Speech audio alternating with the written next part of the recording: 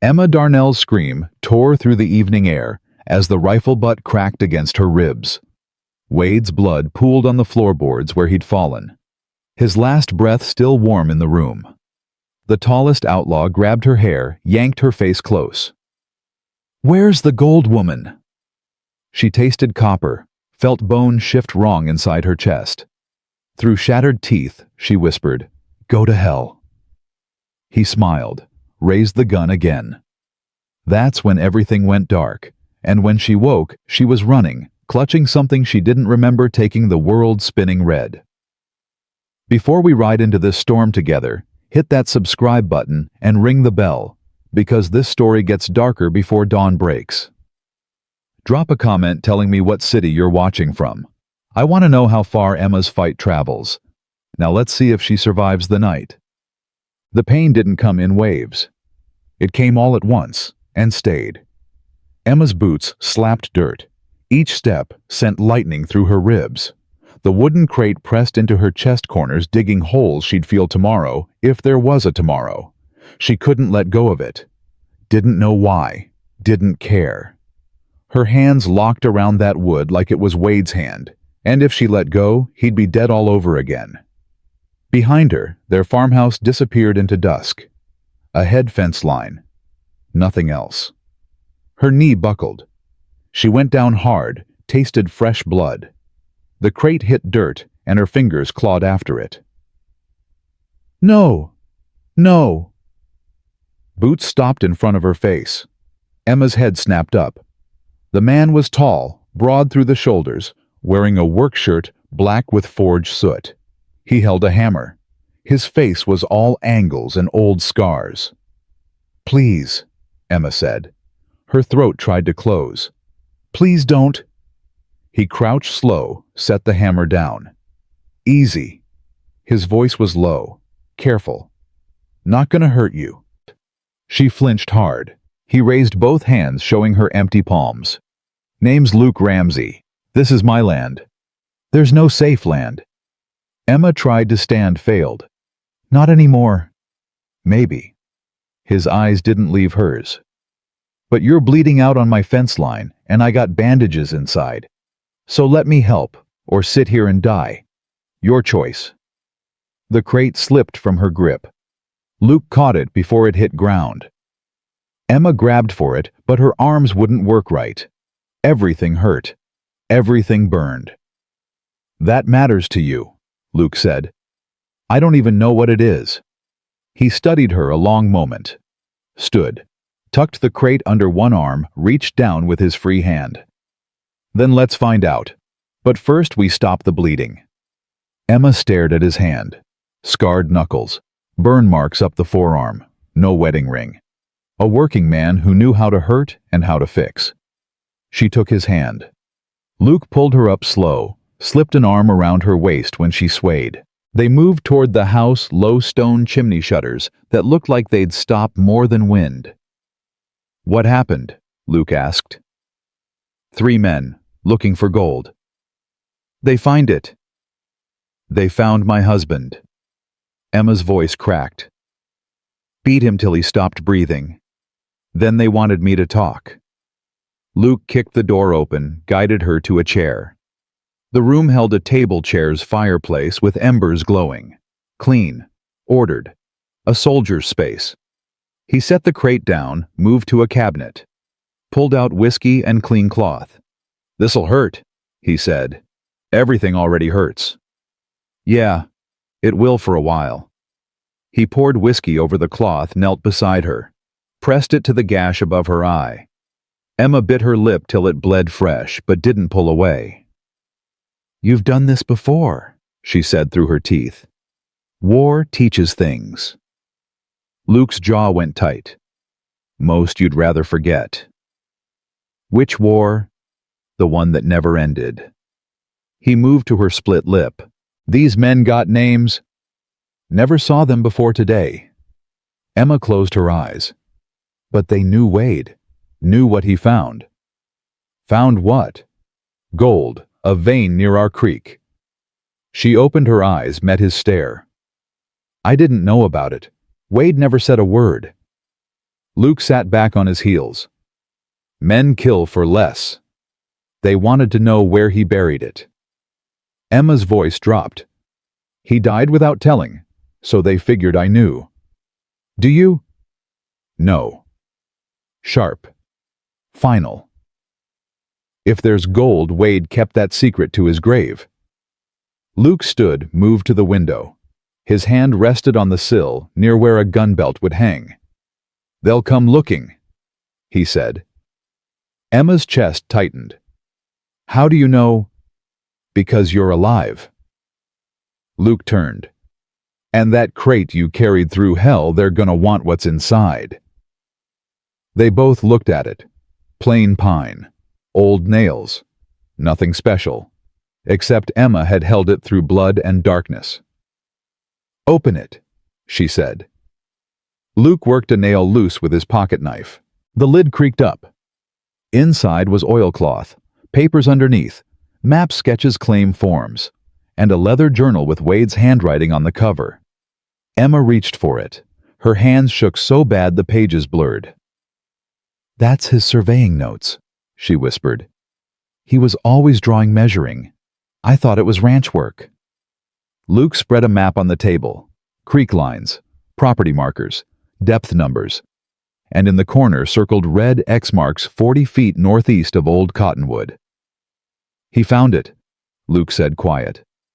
And he wrote down everything. Emma opened the journal. First page.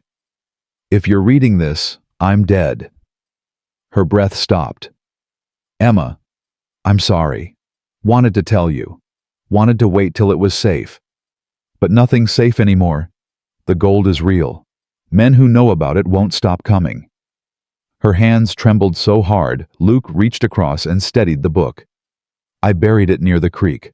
The map shows where. But Emma, listen. Don't go alone. Don't trust anyone except Luke Ramsay at the western fence. If things go bad, run to him. He's the only man I'd trust with your life. Emma's head snapped up. You knew my husband. Met him once. 2 years back. His wagon broke down near my property. Helped him fix it. What did you talk about? War. Land. How hard it is to keep anything good alive out here. Luke paused. Never mentioned gold. But he asked if I'd watch out for you if something happened. Said yes. Why? Because he asked. Luke moved back to the window. And because I know what it's like to lose everything. Thunder rolled distant. Emma stood slow, testing her weight. Her ribs screamed but held. She joined him at the window. They'll come tonight, she said. Probably. If they find us. Luke's hand moved to the rifle mounted above the door. Then they find us ready. Emma studied his profile, the hard jaw, the scar through his eyebrow, the weight he carried that had nothing to do with muscle. You don't owe Wade anything, she said. Don't owe me. No, I don't. Then why? He turned to face her. Because 3 men murdered your husband and beat you for money. They'll do it again to someone else if nobody stops them. He stopped. His jaw worked. And because I already let one woman die when I could have saved her. Won't do it twice. Emma opened her mouth to ask. Footsteps hit the porch. Luke moved fast, grabbed the rifle, pressed a finger to his lips. Emma froze. The knock came hard. Ramsay, open up. Sheriff's business. Luke's shoulders relaxed a fraction. He opened the door with the rifle still in hand. The man on the porch was gray-haired, wearing a tarnished star. Sheriff McCready. His horse stood tied at the rail sides, heaving. Luke. McCready's eyes slid past him to Emma. Heard shots earlier. Came to check. No shots here. That right. The sheriff stepped inside without asking. His gaze swept the room. The bloody cloths, the crate. Emma's wrecked face. What happened to her? Men attacked her ranch, killed her husband. She made it here. Men got names. Not yet. McCready moved closer to Emma. She forced herself not to back up. Mrs. Darnell, sorry for your loss. Wade was a good man. You knew him. Knew of him. McCready's face didn't change. Heard rumors he struck gold. Heard he was keeping quiet about it. Emma's blood went ice. What are you saying? Saying word travels. Gold makes men stupid. McCready turned to Luke. 3 riders came through town this afternoon. Asked about the Darnell place. Told them I didn't know anything. But you do, Luke said. Know enough. McCready's hand rested on his gun. And I know those men won't stop till they find what they're looking for. Then help us. Can't. They crossed into federal territory. No authority there. Convenient, Emma said through her teeth. McCready's jaw tightened. You think I like it? Think I want good people dead? He moved to the door. Stopped. But I can give you something. They're camped 5 miles east, waiting for first light to track you. How many? Luke asked. 3. Well armed. Leaders called Slade. Killed before. Won't think twice about doing it again. The room tilted around Emma. Then what do we do? McCready looked at her. Something like pity moved in his eyes. Pray or run. Those are your options. He left. The door closed. Silence dropped like a stone. Luke set the rifle down. Fed wood into the fireplace. Watched it catch. We're not running, Emma said. No. We run, they follow. We hide, they find us. She moved to the table. Pressed both hands flat. Wade died protecting that gold. I won't let his death mean nothing. Luke straightened. So what do you want? I want to fight. You can barely stand. Then I'll fight sitting. Emma's voice shook but held. I'm done being afraid. Done being prey. Luke crossed to the fireplace. Reached behind the mantel. Pulled down a revolver. Checked the cylinder. 6 rounds. Set it on the table in front of her. You know how to use this. Wade taught me. Good. Luke moved to a chest in the corner. Started pulling out ammunition. Knives. Rope. Then here's what we do. He spread it out like battle plans. The barn had a root cellar. Deep. Hidden. Reinforced. Fallback position if things went south. The fence line offered cover. The forge could be used for more than metalwork. They'll come at dawn, Luke said. Expect us tired, scared. We give them that. Let them think they got us cornered. Then we show them what cornered means. Emma picked up the revolver. Heavier than she remembered. The weight made everything real. Luke.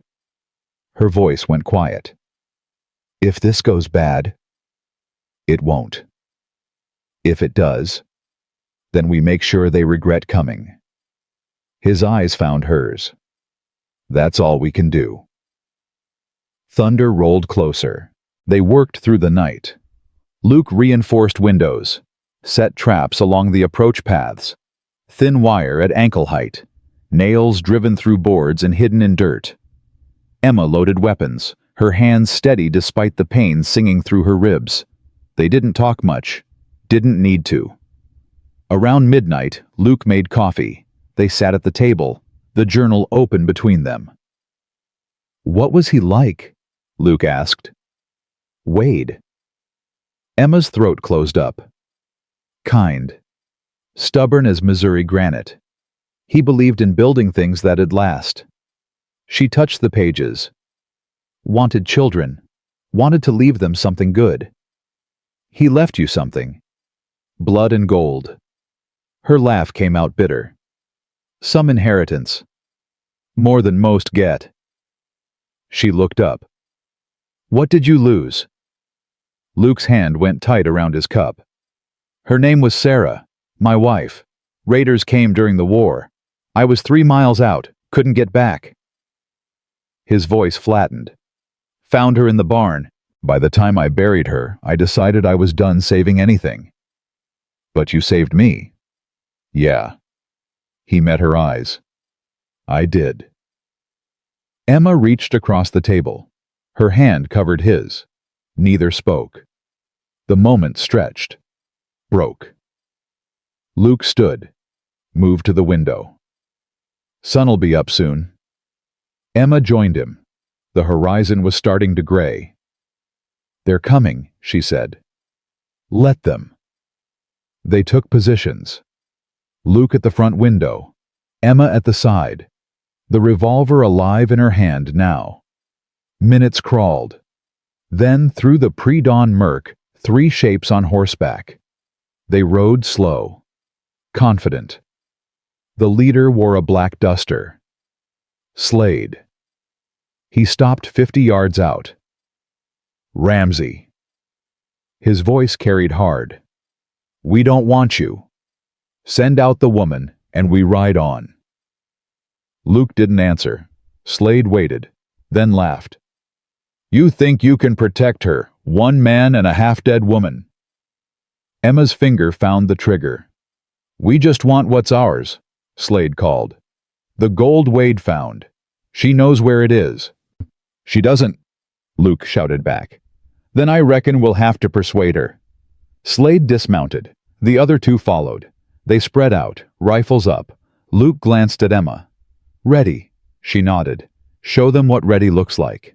Luke fired first, not at Slade, at the ground near the horses. They spooked, reared, scattered.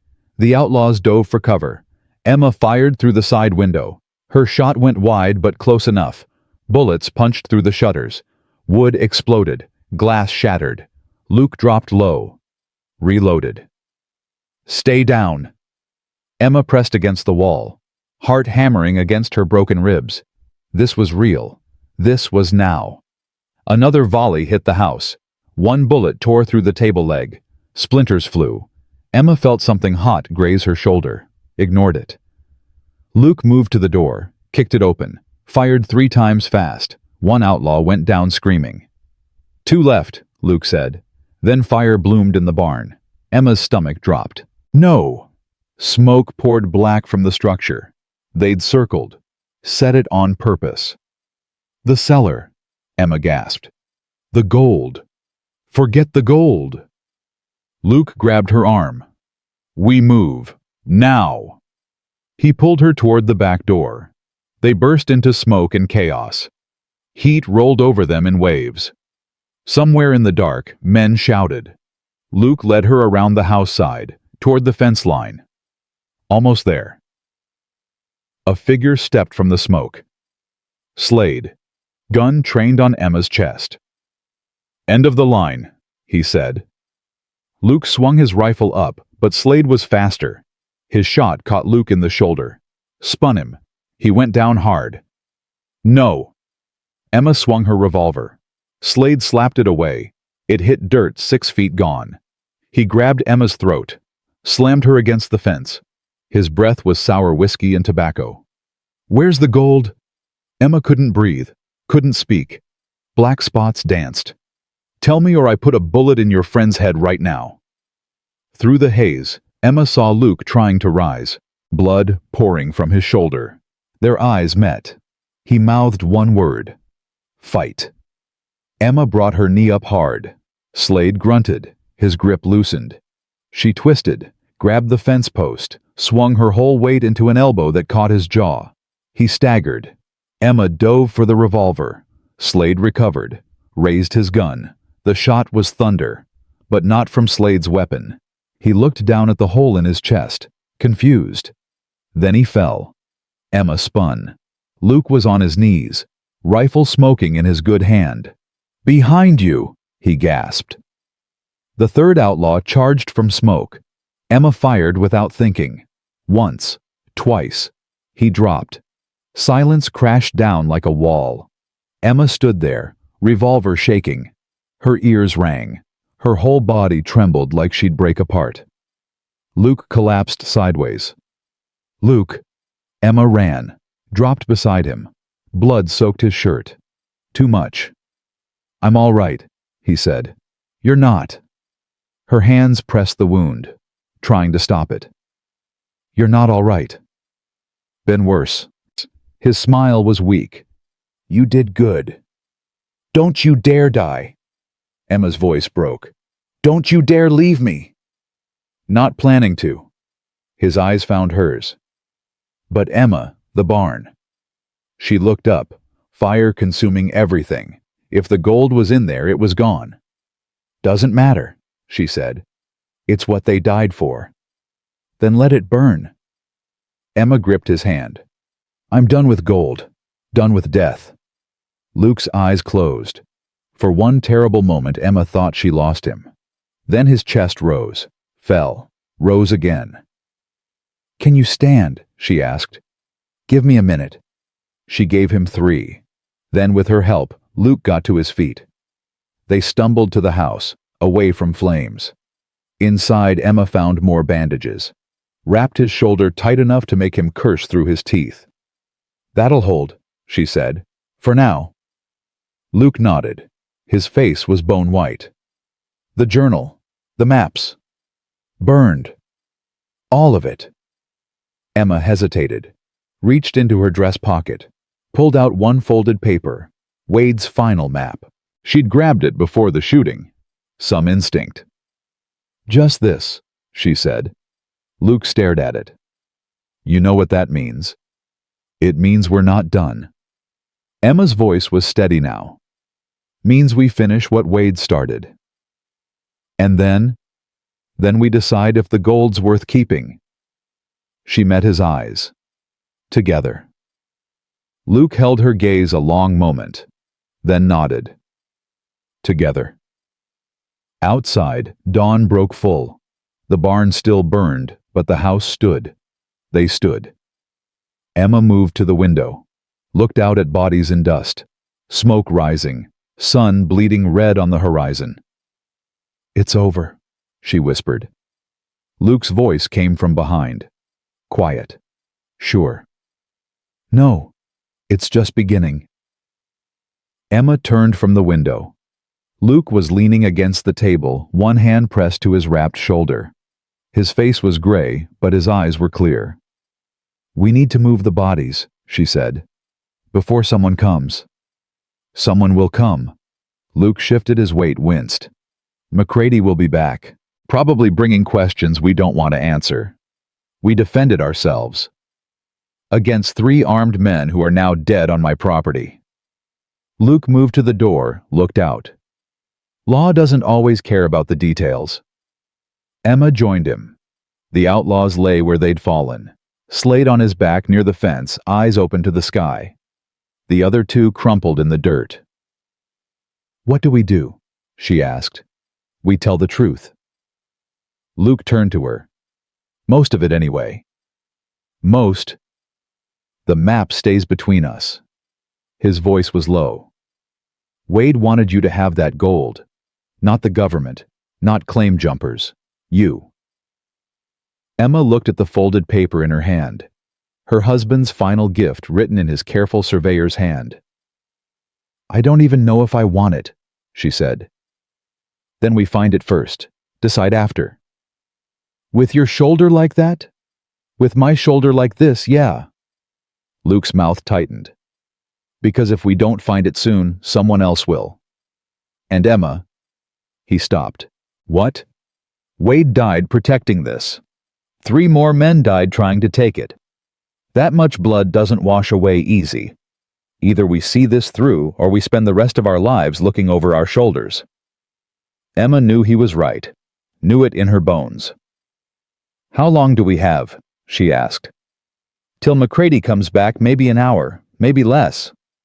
Luke moved back inside, favoring his good arm. Till more men come looking for what Slade was after, could be days, could be tonight. Then we go now. Now?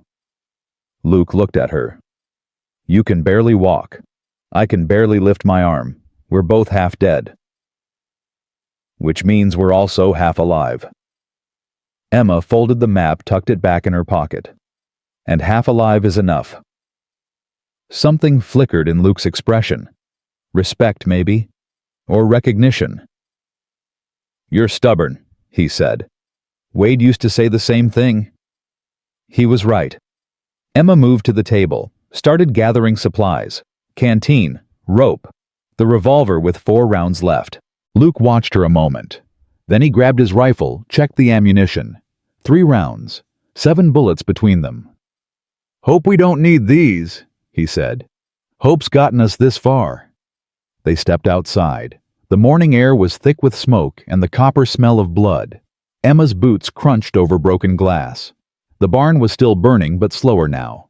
Most of the structure had collapsed into itself, black timbers jutting like broken bones. "The cellar," Luke said. "Need to check it." They moved around the wreckage. Heat rolled off the ruins in waves. Luke kicked aside a fallen beam, revealing a trapdoor set into the earth. He pulled it open. Smoke poured out, but no flames. "Wait here," he said. "Not a chance." Luke looked like he might argue, didn't. He climbed down first, Emma following. The cellar was small, stone walls, dirt floor, shelves lined with preserves and tools. And in the corner, untouched by fire, a canvas tarp covering something large. Luke pulled the tarp back. Crates, 4 of them, stamped with mining company marks. "What is this?" Emma asked. Luke pried open the nearest crate. Inside was blasting powder, fuses, detonation caps. "Wade was planning something," Luke said. "Something big." Emma opened another crate. Surveying equipment, levels, transits, measuring chains. The third crate held samples, chunks of rock wrapped in cloth. Luke unwrapped one. Even in the dim light, Emma could see the glint. Gold ore, rich with it. "He wasn't just surveying," she whispered. "He was mining. Or planning to." Luke rewrapped the sample. "These are test cores." He was mapping the vein, figuring out how deep it ran. Why keep it secret? Because the moment word got out, this place would have been overrun. Luke looked at her. Wade was smart. He wanted to file proper claims. Do it legal. But that takes time. And time means keeping quiet. Emma touched the ore. Her husband's hands had held this, had pulled it from the earth, had hidden it down here while she cooked dinner upstairs, never knowing. "He was protecting me," she said. "He was protecting both of you." Emma looked up. "We need to get this out of here. Before McCready comes. Before anyone else." "It's too heavy. We'd need a wagon, time we don't have." "Then we hide it better." Emma's mind raced. "The fence line. There's a wash on the east side. Runs deep this time of year." Luke nodded slow. "Could work. Bury it in the wash, cover it with rocks. Looks natural." "Then that's what we do." They worked fast, carried the crates up one at a time. Luke's shoulder bled through the bandage, but he didn't stop. Emma's ribs screamed, but she didn't slow. The wash was a quarter-mile from the house, deep enough to hide the crates. They dug with their hands and a broken shovel, piling rocks over everything when they were done. By the time they finished, the sun was high and hot.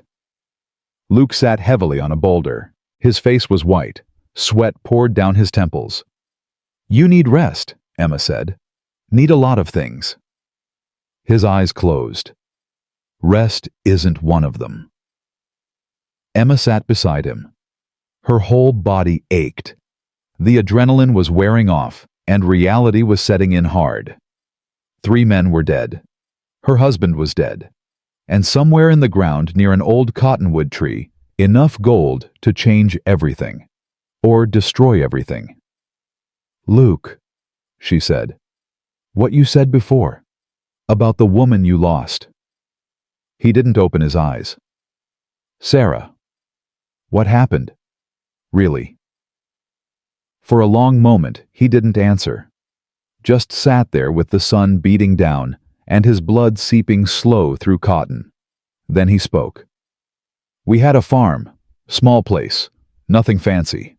Raiders came through. Confederate deserters, mostly stealing anything that wasn't nailed down." His voice was flat, empty. "I was out checking fence line. Heard the shots. Rode back hard as I could." He stopped. Emma waited. "Found her in the barn. His jaw clenched. "Doesn't matter what they did. Matters that I was too late. 3 miles away and I was too late." "It wasn't your fault." "Yeah, it was." Luke opened his eyes, looked at her. "I knew they were in the area. I went anyway. Put fence line ahead of my wife, and she paid for it. You couldn't have known. Should have known. Should have been there. He stood swaying a little. But I wasn't. So now I'm here. And you're alive. And maybe that's all the redemption I get. Emma stood too, moved in front of him, made him look at her.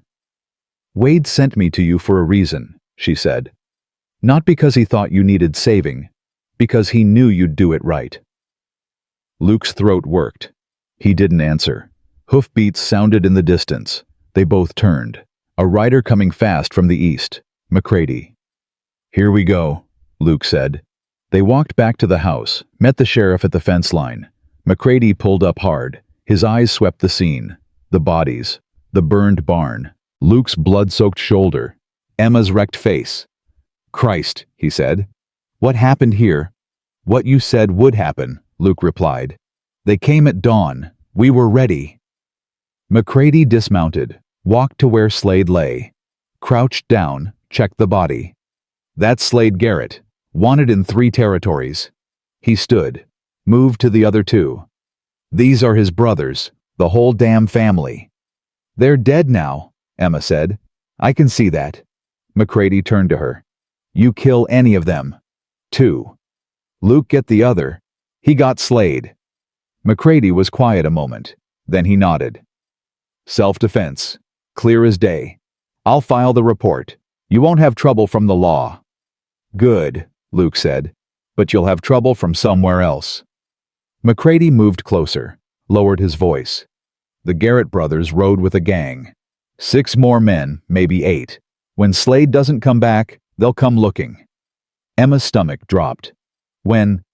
Could be days, could be weeks. Depends how patient they are. McCready looked between them. My advice, take whatever you're protecting and leave. Tonight. Don't stop till you hit California. We're not running, Emma said. Then you're dying. McCready's voice was hard. Because those men don't quit, and they don't forgive. Let them come, Luke said. McCready stared at him. You got a death wish. No, I got a reason to live. First time in 5 years. Luke's hand found Emma's, and I'm not giving that up. The sheriff looked at their joined hands. Something shifted in his face. Your funeral, he said. Then softer, but I'll ride out every few days, check on you. Won't be official. Can't be. But I'll come. Why? Emma asked. Because Wade was a good man. And because... McCready paused. Because I'm tired of burying people I could have saved. He mounted up, tipped his hat. Bury those bodies deep, and keep your guns loaded. He rode off. Emma and Luke stood in the dust and watched him go. He's right, Emma said finally. About the gang. I know. And we're not ready, not even close. I know that too. Emma turned to him. So what do we do? Luke looked at the house, the burned barn, the fence line stretching toward the horizon. We get ready, he said. Fast. They spent the afternoon dragging bodies to the wash. Buried them in the same hole where the crates were hidden. Seemed fitting somehow. By the time they finished, Emma's hands were raw and Luke's shoulder had started bleeding fresh. Inside, she changed his bandage. Her fingers steady now. Practiced. You're good at this, Luke said. Had to be. Wade was always hurting himself, falling off horses, cutting his hand on wire. Her voice caught. Always needed patching. He was lucky to have you. I was lucky to have him. Emma tied off the bandage. And now he's gone, and I don't know what I'm supposed to do with that. You keep breathing, keep fighting. That's what you do. Is that what you did after Sarah? Luke was quiet a long moment. No, I stopped fighting, stopped everything. Just worked the forge and waited to die. What changed? You showed up bleeding on my fence line. He looked at her. Reminded me what it feels like to give a damn. Emma felt something shift in her chest. Something that had been frozen since Wade died. She leaned forward, kissed him. Luke went still. Then his good hand came up, cupped her face, kissed her back slow and careful, like she might break. When they pulled apart, Emma's breath was shaking. "I'm sorry," she said. "I shouldn't have. Don't." Luke's thumb brushed her cheek. "Don't apologize for being alive." They stayed like that, foreheads touching, breathing each other's air. Outside, the sun started its fall toward the horizon. Emma pulled back first, stood, moved to the window. "We need a plan," she said, "for when the gang comes." "Yeah. And we need the gold. All of it. Can't leave it buried forever." "Tomorrow," Luke said. "We'll find the cottonwood tomorrow. Get what Wade left you. Then we decide what comes next." Emma nodded. Watch the light bleed gold across the land. Tomorrow they'd dig up the past. Tonight they'd survive the present.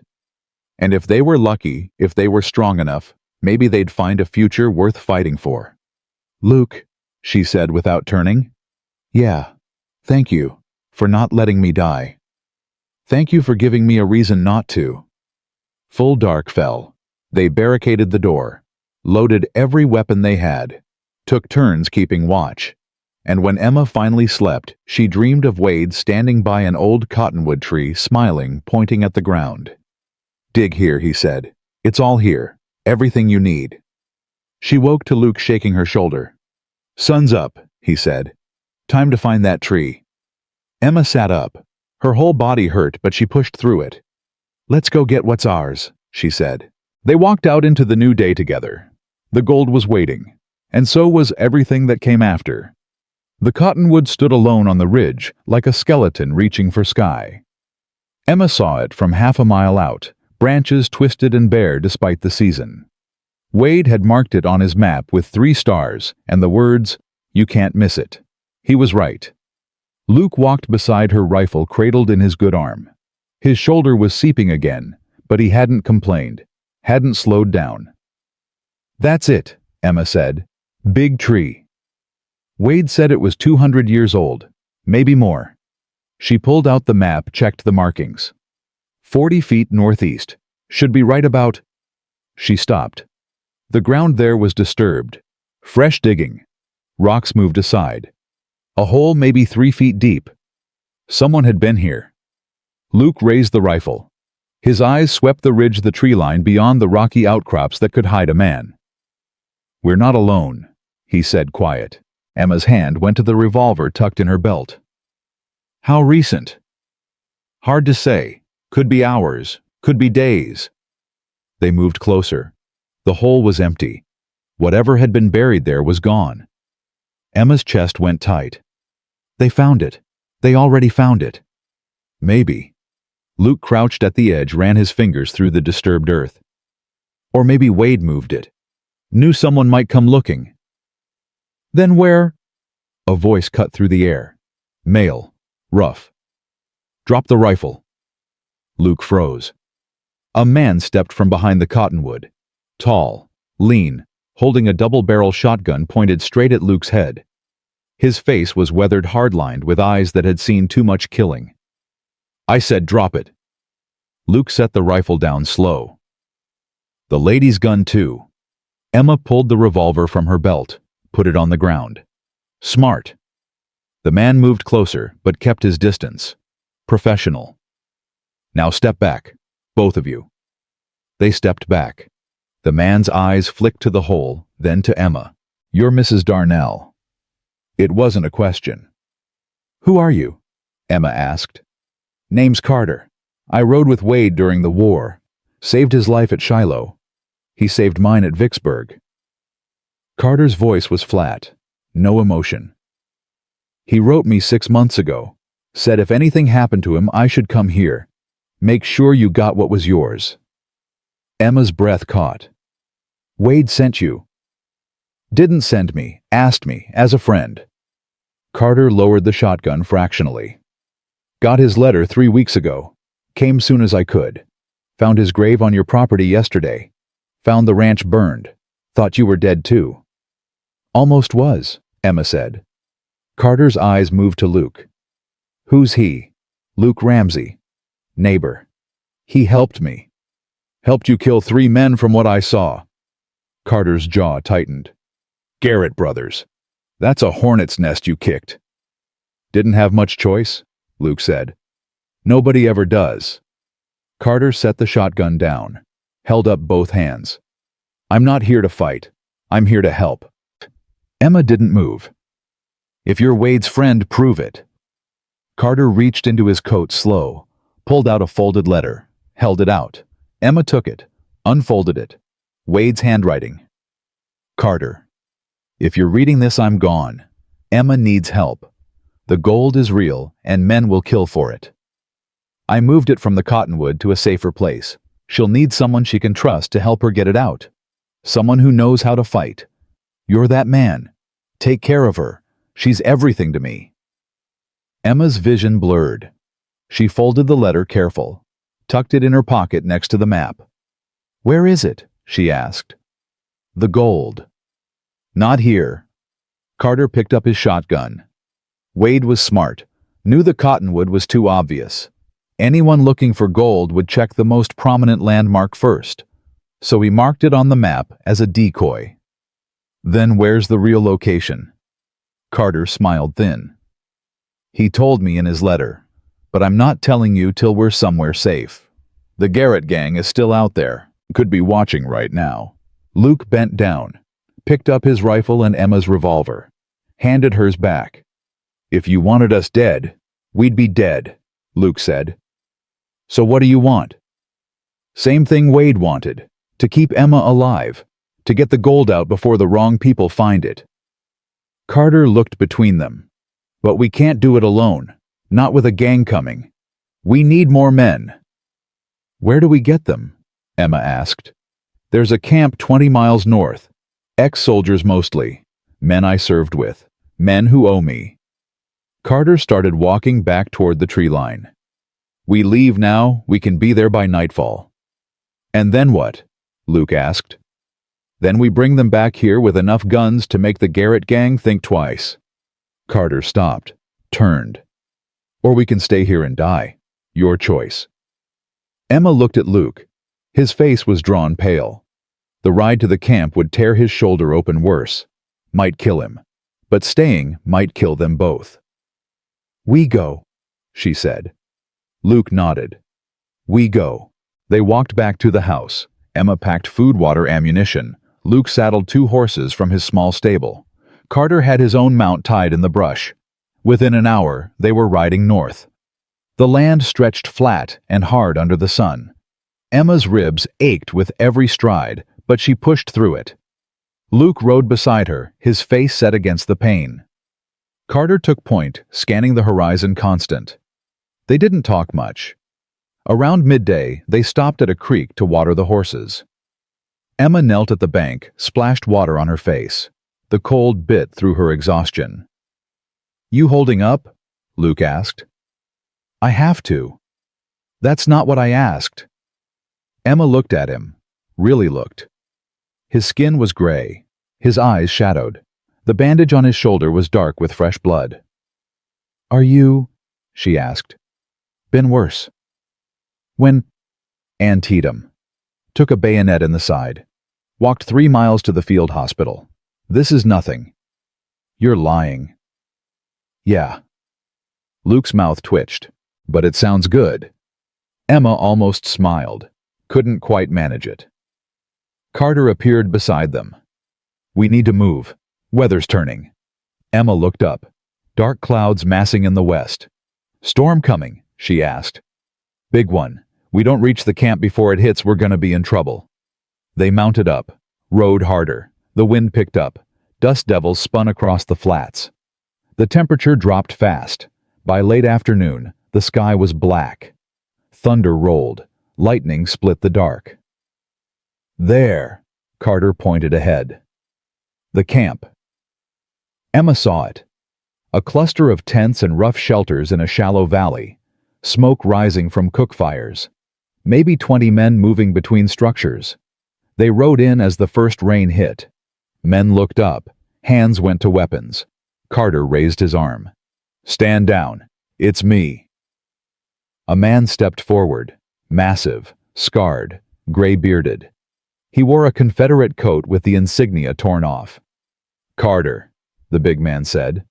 Thought you were dead. Not yet, Briggs. Carter dismounted. Need your help.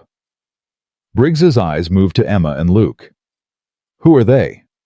The widow of Wade Darnell and her friend. They're in trouble. What kind of trouble? The Garrett gang kind. Briggs whistled low. You don't ask for small favors.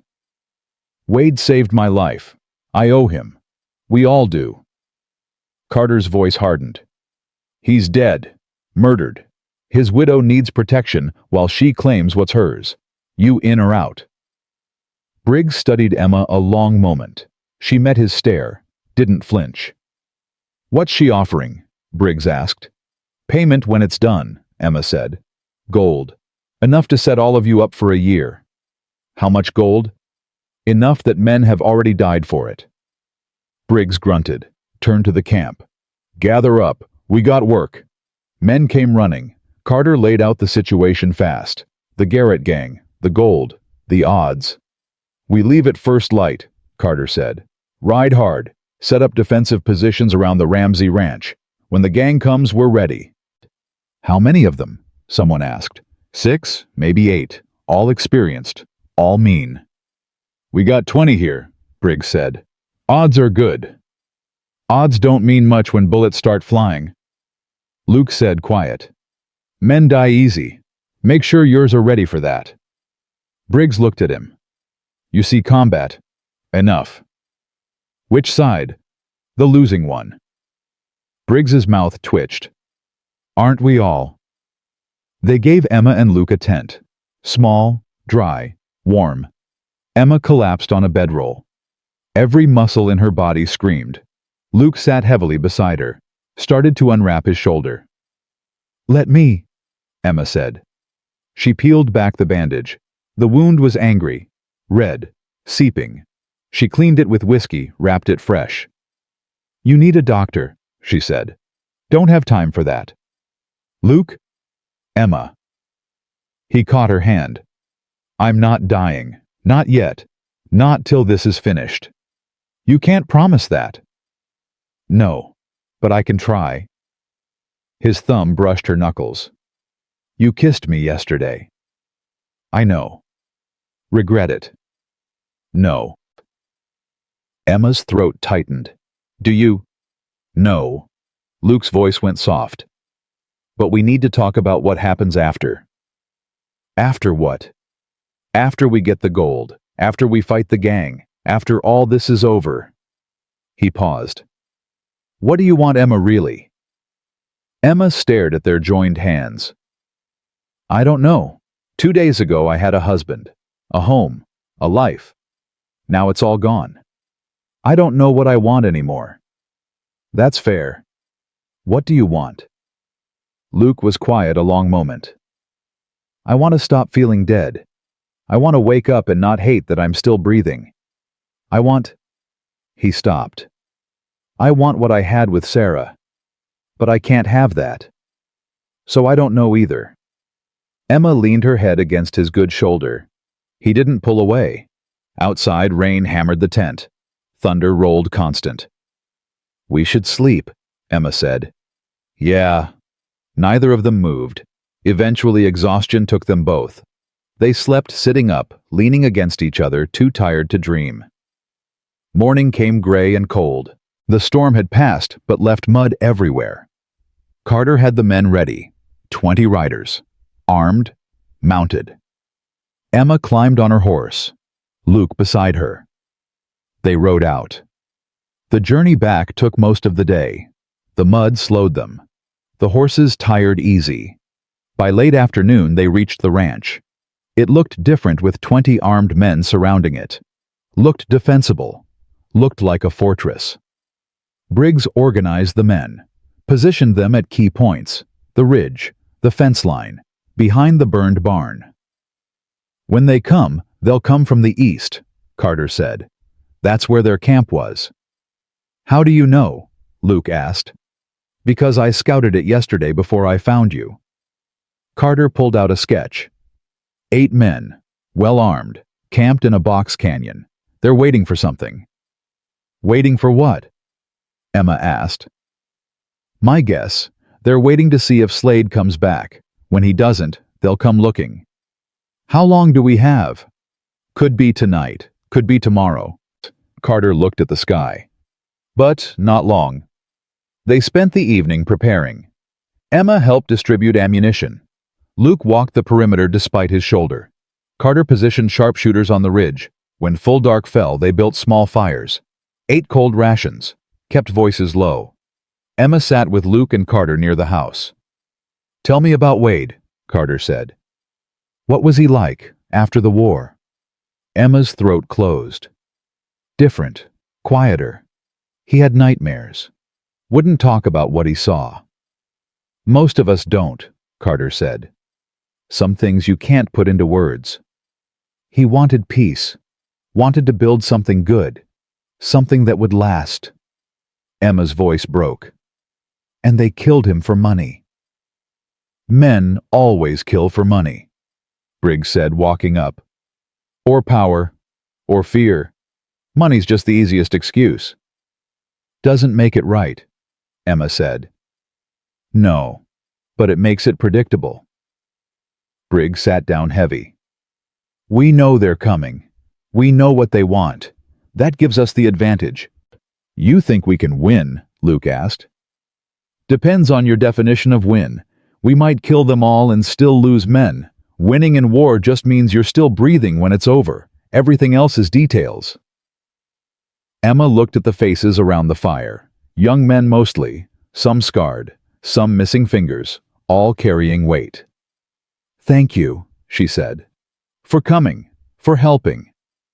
We're not doing it for free, Briggs said. But we're not doing it just for gold either. Wade was one of us. That means something. Luke stood. I'm going to walk the perimeter, check the positions. I'll come with you, Emma said. They walked together through the dark, stopped at the fence line where she'd first collapsed 3 days ago. 3 days. It felt like a lifetime. Emma, Luke said, if this goes bad tomorrow, don't. Listen, if it goes bad, you take a horse and run. Don't stop. Don't look back. Just run. I'm not leaving you. You have to. Because if you don't, Wade died for nothing. Carter came for nothing. All of this was for nothing. Emma grabbed his shirt, pulled him close. I'm not running. I'm not leaving. We fight together or we die together. That's how this works. Luke stared at her. Then he kissed her hard. Desperate, like it might be the last time. When they broke apart, both of them were shaking. Together then, he said. Together. They walked back to the house hand in hand. The men were settling in for the night, taking shifts, keeping watch. Emma and Luke went inside, barricaded the door, lay down on the floor with their weapons close. Tell me something, Emma said in the dark. Something good, something that doesn't hurt. Luke was quiet a moment. Sarah used to sing. She had a voice like honey and smoke. Every morning she'd sing while making breakfast. Drove me crazy. Told her to stop. His voice cracked. I'd give anything to hear it again. Emma reached across the space between them, found his hand. Wade used to laugh at his own jokes, she said. Bad jokes. Terrible jokes. But he'd laugh so hard he'd cry. I pretended to be annoyed, but I loved it. Loved that he could find joy in stupid things. They lay there in silence, holding hands, remembering the dead. Outside, a coyote howled. Emma's eyes closed. Sleep took her fast. She dreamed of Wade singing and Sarah laughing and gold pouring like blood from the ground. She woke to gunfire. Luke was already up, at the window, rifle ready. They're here, he said. Emma grabbed the revolver, moved beside him. Dawn was breaking, gray light washing over the land. 8 riders approached from the east, spread out, moving careful, the Garrett gang. Briggs's voice carried from the ridge. Hold, let them get closer. The riders kept coming, 50 yards, 40, 30. Now, Briggs shouted. 20 rifles opened up at once. The sound was thunder. 2 riders went down immediately. The others scattered, returned fire. Bullets punched through the house walls. Wood exploded, glass shattered. Emma dropped low, fired through the window. Saw one man jerk. Fall. Luke fired steady. Precise. Each shot deliberate. Outside men were shouting. Horses screaming. Carter's voice. Flank them left side. More gunfire. Emma's revolver clicked empty. She reloaded fast. Hands shaking, but steady enough. A rider broke through the line. Charged straight for the house. Luke's shot took him in the chest. He fell. His horse kept running. 3 left, someone shouted. But then fire bloomed on the ridge. One of Briggs's men went down. Then another. The gang had sharpshooters hidden. They planned this, Luke said. It's a trap. Carter appeared at the door. We need to pull back, regroup. Where? Emma asked. The wash. Where you buried the crates. It's the only cover. They ran. Emma, Luke, Carter. Behind them men were falling, dying. The wash was 100 yards. They made it in seconds that felt like hours. Dove behind rocks, returned fire. Briggs appeared with 10 men. The rest were dead or wounded. We're pinned, Briggs said. Can't hold this. Emma's mind raced. The crates, the blasting powder. Luke, she grabbed his arm. The powder. We can use the powder. Understanding flashed in his eyes. Carter, help me. They dug fast, pulled up one crate, pried it open, blasting powder, fuses. Luke worked quick despite his shoulder, made 3 charges, set long fuses. When I light these, we run, he said. Don't stop, don't look back. Where do we run? Emma asked. Anywhere but here. Luke lit the fuses. Go! They ran. Emma's ribs screamed, her lungs burned. She didn't stop. Behind them, the charges blew. The explosion was massive. Rocks flew, dirt rained down. Emma hit the ground, covered her head. When she looked up, the wash was a crater. 3 of the gang members were dead, torn apart. The remaining 2 were running. Briggs's men opened fire, brought them down. Silence crashed over everything. Emma lay there, breathing hard, bleeding from a dozen cuts. Luke crawled over. You alive? I think so.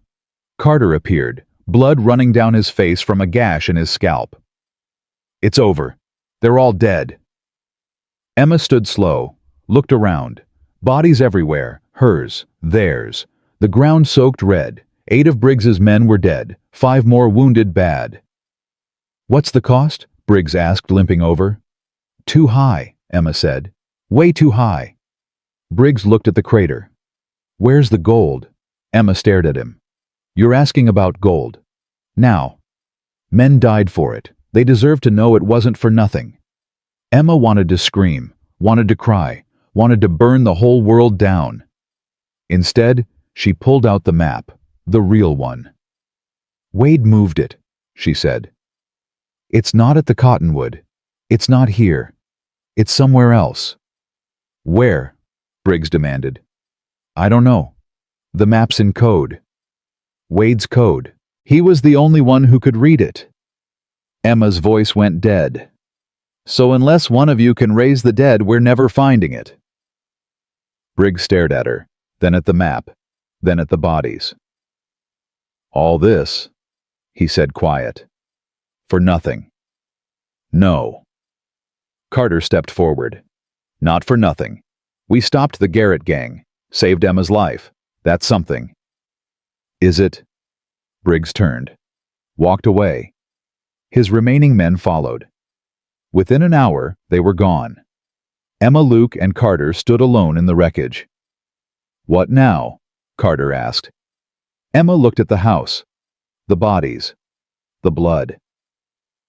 Now we bury the dead, she said, and figure out what the hell we do next. They spent the day digging graves, saying words over men they barely knew. By sunset, Emma's hands were raw, her whole body numb. Luke's shoulder had torn open again. He could barely lift his arm. Carter had disappeared an hour ago, came back holding something, Wade's journal. "Found this in the house," he said. "The pages at the back, they're different. Look." Emma took it, flipped to the end.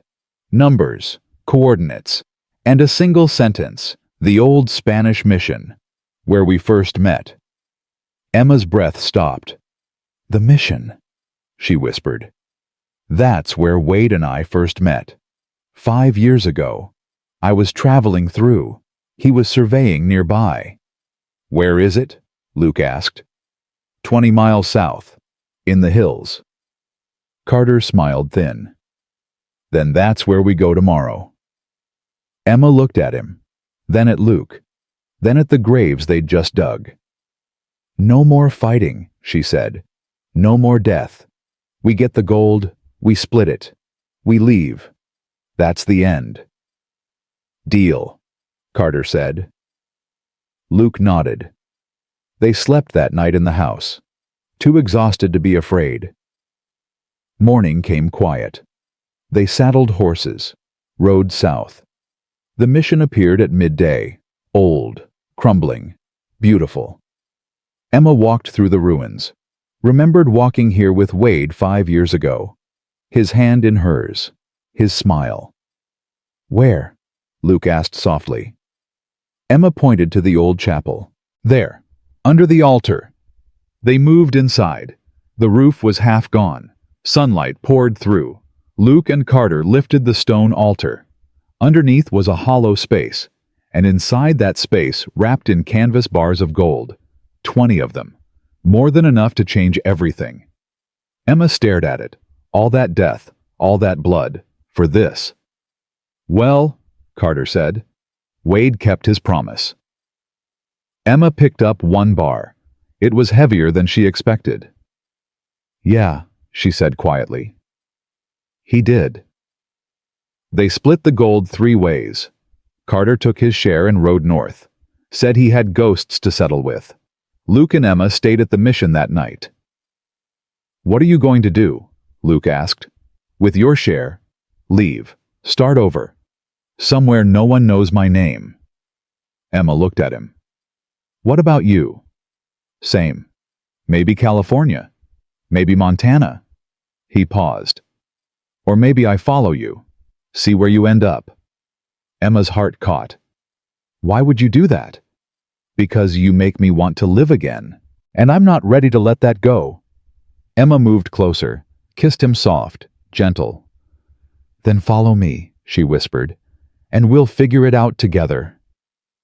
They left at dawn, rode west. Behind them the mission disappeared into morning haze. Ahead, the future waited. Uncertain, dangerous, possible. And for the first time since Wade died, Emma felt something like hope. They rode for 3 days before Emma let herself believe they might actually make it out alive. The gold was heavy in their saddlebags. Split between 2 horses, wrapped in canvas tied down tight. Every mile they put between themselves and the mission felt like breathing after drowning. Luke rode beside her, his shoulder finally starting to heal. The gray had left his face. He sat straighter in the saddle. On the 4th day, they reached a town called Stillwater. Small, quiet, the kind of place where people minded their own business. "We should stop," Luke said. "Get supplies, rest the horses." Emma nodded. Her whole body ached. 4 days of riding had torn open every wound she thought was healing. They found a boarding house at the edge of town. The woman who ran it was old, suspicious but willing to take their money without asking questions. 2 rooms, Emma said. The woman looked between them, raised an eyebrow. 2 rooms, Emma repeated. They got 2 rooms. Emma collapsed on the bed in hers, didn't move for an hour. When she finally got up, she washed her face in the basin, changed into the one clean dress she'd packed. A knock came at the door. "It's me," Luke said. She opened it. He stood there holding 2 plates of food from the dining room downstairs. Bread, meat, something that might have been potatoes. "Thought you might be hungry," he said. "Starving." They ate in her room. Didn't talk much, just existed in the same space without anyone trying to kill them. When they finished, Luke set his plate aside. "We need to talk about what happens next," he said. Emma's stomach tightened. "I know. The gold's enough to set us both up for life, but carrying it makes us targets. We need a plan." "What kind of plan?" "We convert it. Banknotes. Something easier to carry, less obvious." Luke leaned forward. "There's a banker in the next town. Man I knew during the war. He's discreet, doesn't ask questions. Can you trust him?" "As much as I trust anyone." Luke paused. "Which isn't much, but we don't have a lot of options." Emma stood, walked to the window. The street below was quiet. A few people moving between buildings. Normal life. She'd forgotten what that looked like. "When do we leave?" she asked. "Tomorrow, early, before anyone notices what we're carrying." Emma turned to face him. "Luke, what are we doing, really?" "Running." "For how long?" "As long as it takes." His voice was steady. "Till we find somewhere safe. Somewhere we can stop looking over our shoulders." "Does that place exist?" "I don't know, but I'm gonna keep looking till I find it or die trying." Emma crossed the room, sat beside him on the bed, close enough their shoulders touched. "I'm scared," she said. "Me too. Wade's only been dead a week. I shouldn't feel what I'm feeling." "What are you feeling?" Emma looked at him. His face was inches from hers, his eyes steady, waiting. "Like I want to stop running toward something and start running toward someone." Luke's hand found hers. "That someone got a name." "You know he does." Luke leaned in, kissed her soft, careful, like she was something precious that might break. When he pulled back, Emma's breath was shaking. "Stay," she said. "Tonight. Just stay." "Emma, I'm not asking for forever. I'm asking for now. I'm asking not to be alone." Luke searched her face. Whatever he saw there made him nod. "Okay," he said. "Okay." They lay down together, fully clothed. On top of the covers, Luke's good arm around her, Emma's head on his chest. Outside, night settled over Stillwater. Inside, two people who'd lost everything held on to each other and pretended morning wouldn't come. But morning did come. They left before dawn, rode hard, reached the next town by late afternoon. The banker's name was Thornton. He ran his business out of a small office above a general store. When Luke knocked, the man who answered was thin, nervous, wearing spectacles that magnified his eyes. "Ramsay," Thornton said. "Thought you were dead." "Not yet." Thornton's gaze moved to Emma, back to Luke. "What do you need?" "Privacy and discretion." Thornton stepped aside. "Let them in." The office was cramped, papers everywhere, a safe in the corner that looked more decorative than functional. Luke set one of the saddlebags on the desk, unwrapped the canvas. Thornton went pale. "Jesus Christ! Where did you get that inheritance?" Emma said. "From my late husband." "You're late." Thornton stopped, adjusted his spectacles. "How much is there?" 20 bars. We want to convert 10. Keep the rest liquid." That's a fortune. Do you have any idea what kind of attention this will bring?" "That's why we're paying you, to make sure it doesn't," Luke said. "Can you do it or not?" Thornton stared at the gold. His hands were shaking. "It'll take time. 3 days, maybe 4. And I'll need a 20% commission." 10%, Emma said. 15. Done. Thornton licked his lips. "You'll need to stay in town. I can't have you disappearing with my paperwork." "We'll stay," Luke said. "But if you cross us, Thornton, if you tell anyone what we've got, I'll come back and we'll have a different kind of conversation." Thornton swallowed hard. "Understood." They left half the gold with him, took the rest back to the boarding house. Emma couldn't sleep that night. Kept seeing Thornton's face, the fear, the greed. "He's going to betray us," she said to Luke in the dark. "Maybe." "You don't sound worried?" I'm always worried, but sometimes you have to take risks. Luke shifted beside her. We can't carry gold bars forever. We need this. What if he tells the wrong people? Then we handle it, same as we've been handling everything else.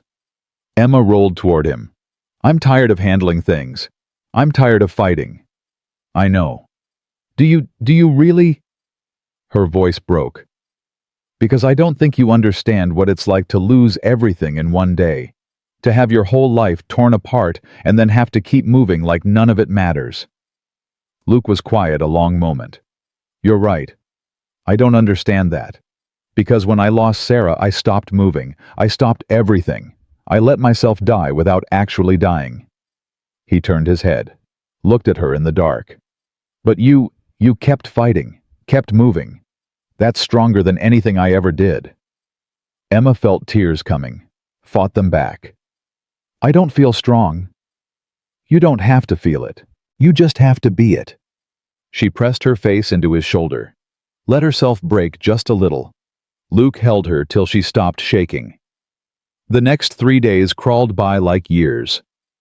They stayed in the boarding house, kept to themselves, ate meals in their room. On the second day, a marshal came through town asking questions about strangers. Emma's blood went ice, but the marshal moved on without stopping. On the third day, Thornton sent word. The conversion was complete. They went to his office after dark. Thornton looked exhausted, relieved. He handed Luke a leather folder. Banknotes, $50,000 worth. Portable, untraceable. The rest of your gold is in my safe. You can collect it whenever you're ready to leave town. Luke checked the notes, counted them twice, nodded. Good work, Thornton. Yeah, well, let's not do this again. Thornton wiped his forehead. Word of advice. Get far from here. The kind of money you're carrying attracts the wrong kind of people. Already planning on it, Emma said.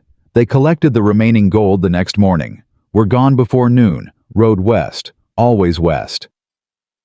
The land changed as they traveled, became greener, hills turned into mountains. The air grew cooler. 2 weeks after leaving Stillwater, they reached a valley that took Emma's breath away. Green, beautiful, untouched. What do you think? Luke asked. I think it's perfect. They found a small ranch for sale at the north end of the valley. The owner was old, dying, ready to let it go cheap. Emma and Luke bought it with cash, paid extra for the furniture, the livestock, everything. Within a month they were settled. It was strange at first, living without running, waking up without fear. Emma planted a garden. Luke fixed the barn. They worked side by side through the days and slept in separate rooms at night. Neither of them mentioned it. Neither of them pushed. One evening, 3 months after they'd arrived, Emma was cooking dinner when Luke came in from the barn. There's a dance in town Saturday, he said. Thought maybe we could go. Emma looked up from the stove. A dance? Yeah. Meet some people. Act normal for a night. I don't know if I remember how to act normal. Luke smiled. Me neither, but we could try. Saturday came. Emma wore the one nice dress she'd brought. Luke borrowed a suit from a neighbor. They rode into town together. The dance was in the town hall. Music pouring out the windows. People laughing, dancing. Emma stood at the edge watching. It all felt so foreign, so far from blood and death and running. You okay? Luke asked. Just, it's a lot. We can leave. No, I want to try. Emma took his hand. Dance with me. They moved onto the floor. Luke's hand on her waist. Emma's hand on his shoulder. They were terrible at it. Kept stepping on each other's feet. But they laughed. Actually laughed. When the song ended, they went outside for air. The night was clear. Stars everywhere. Thank you, Emma said, for this, for all of it. You don't have to thank me. Yes, I do. You didn't have to help me, didn't have to follow me, didn't have to... She stopped. You didn't have to care. Luke turned to face her. Emma, I need to tell you something." Her stomach tightened. "What?" "I'm in love with you. Have been since the day you kissed me in my house. Maybe before that. I know it's too soon. I know Wade just died. I know I should wait. But I can't. I can't keep pretending I don't feel it." Emma's breath caught. Luke kept going. "You don't have to say it back. You don't have to feel the same way. But I needed you to know. Because every day I don't tell you feels like lying." Emma stared at him, her heart hammering, her mind racing. Then she kissed him, hard, desperate, pouring everything she'd been holding back into it. When they broke apart, both of them were shaking. "I love you too," Emma whispered.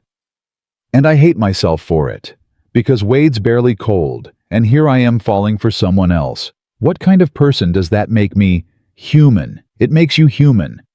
It makes me a terrible wife." "No." Luke cupped her face. "Wade's gone. He's not coming back. And he told you himself he wanted you to live, to be happy. You think he'd want you suffering forever?" "I don't know what he'd want." "Yes, you do." Luke's voice was soft. "You know exactly what he'd want. You're just afraid to admit it." Emma closed her eyes, saw Wade's face, his smile, heard his voice in her memory. "Live, Emma. Promise me you'll live." She'd promised. She'd meant it. "Okay," she said, opening her eyes. "Okay." "Okay what?" "Okay. I choose this. I choose you. I choose living." Luke pulled her close, held her like she was the only solid thing in the world. They went home that night, and Emma didn't go to her room. She went to Luke's. He kissed her slow, careful, asked permission with his eyes before every touch. Emma gave it, gave all of it. And when morning came, she didn't regret it. Life settled into a rhythm after that. Days were work, nights were each other. Simple, quiet, good. 4 months passed. Then one afternoon a rider came.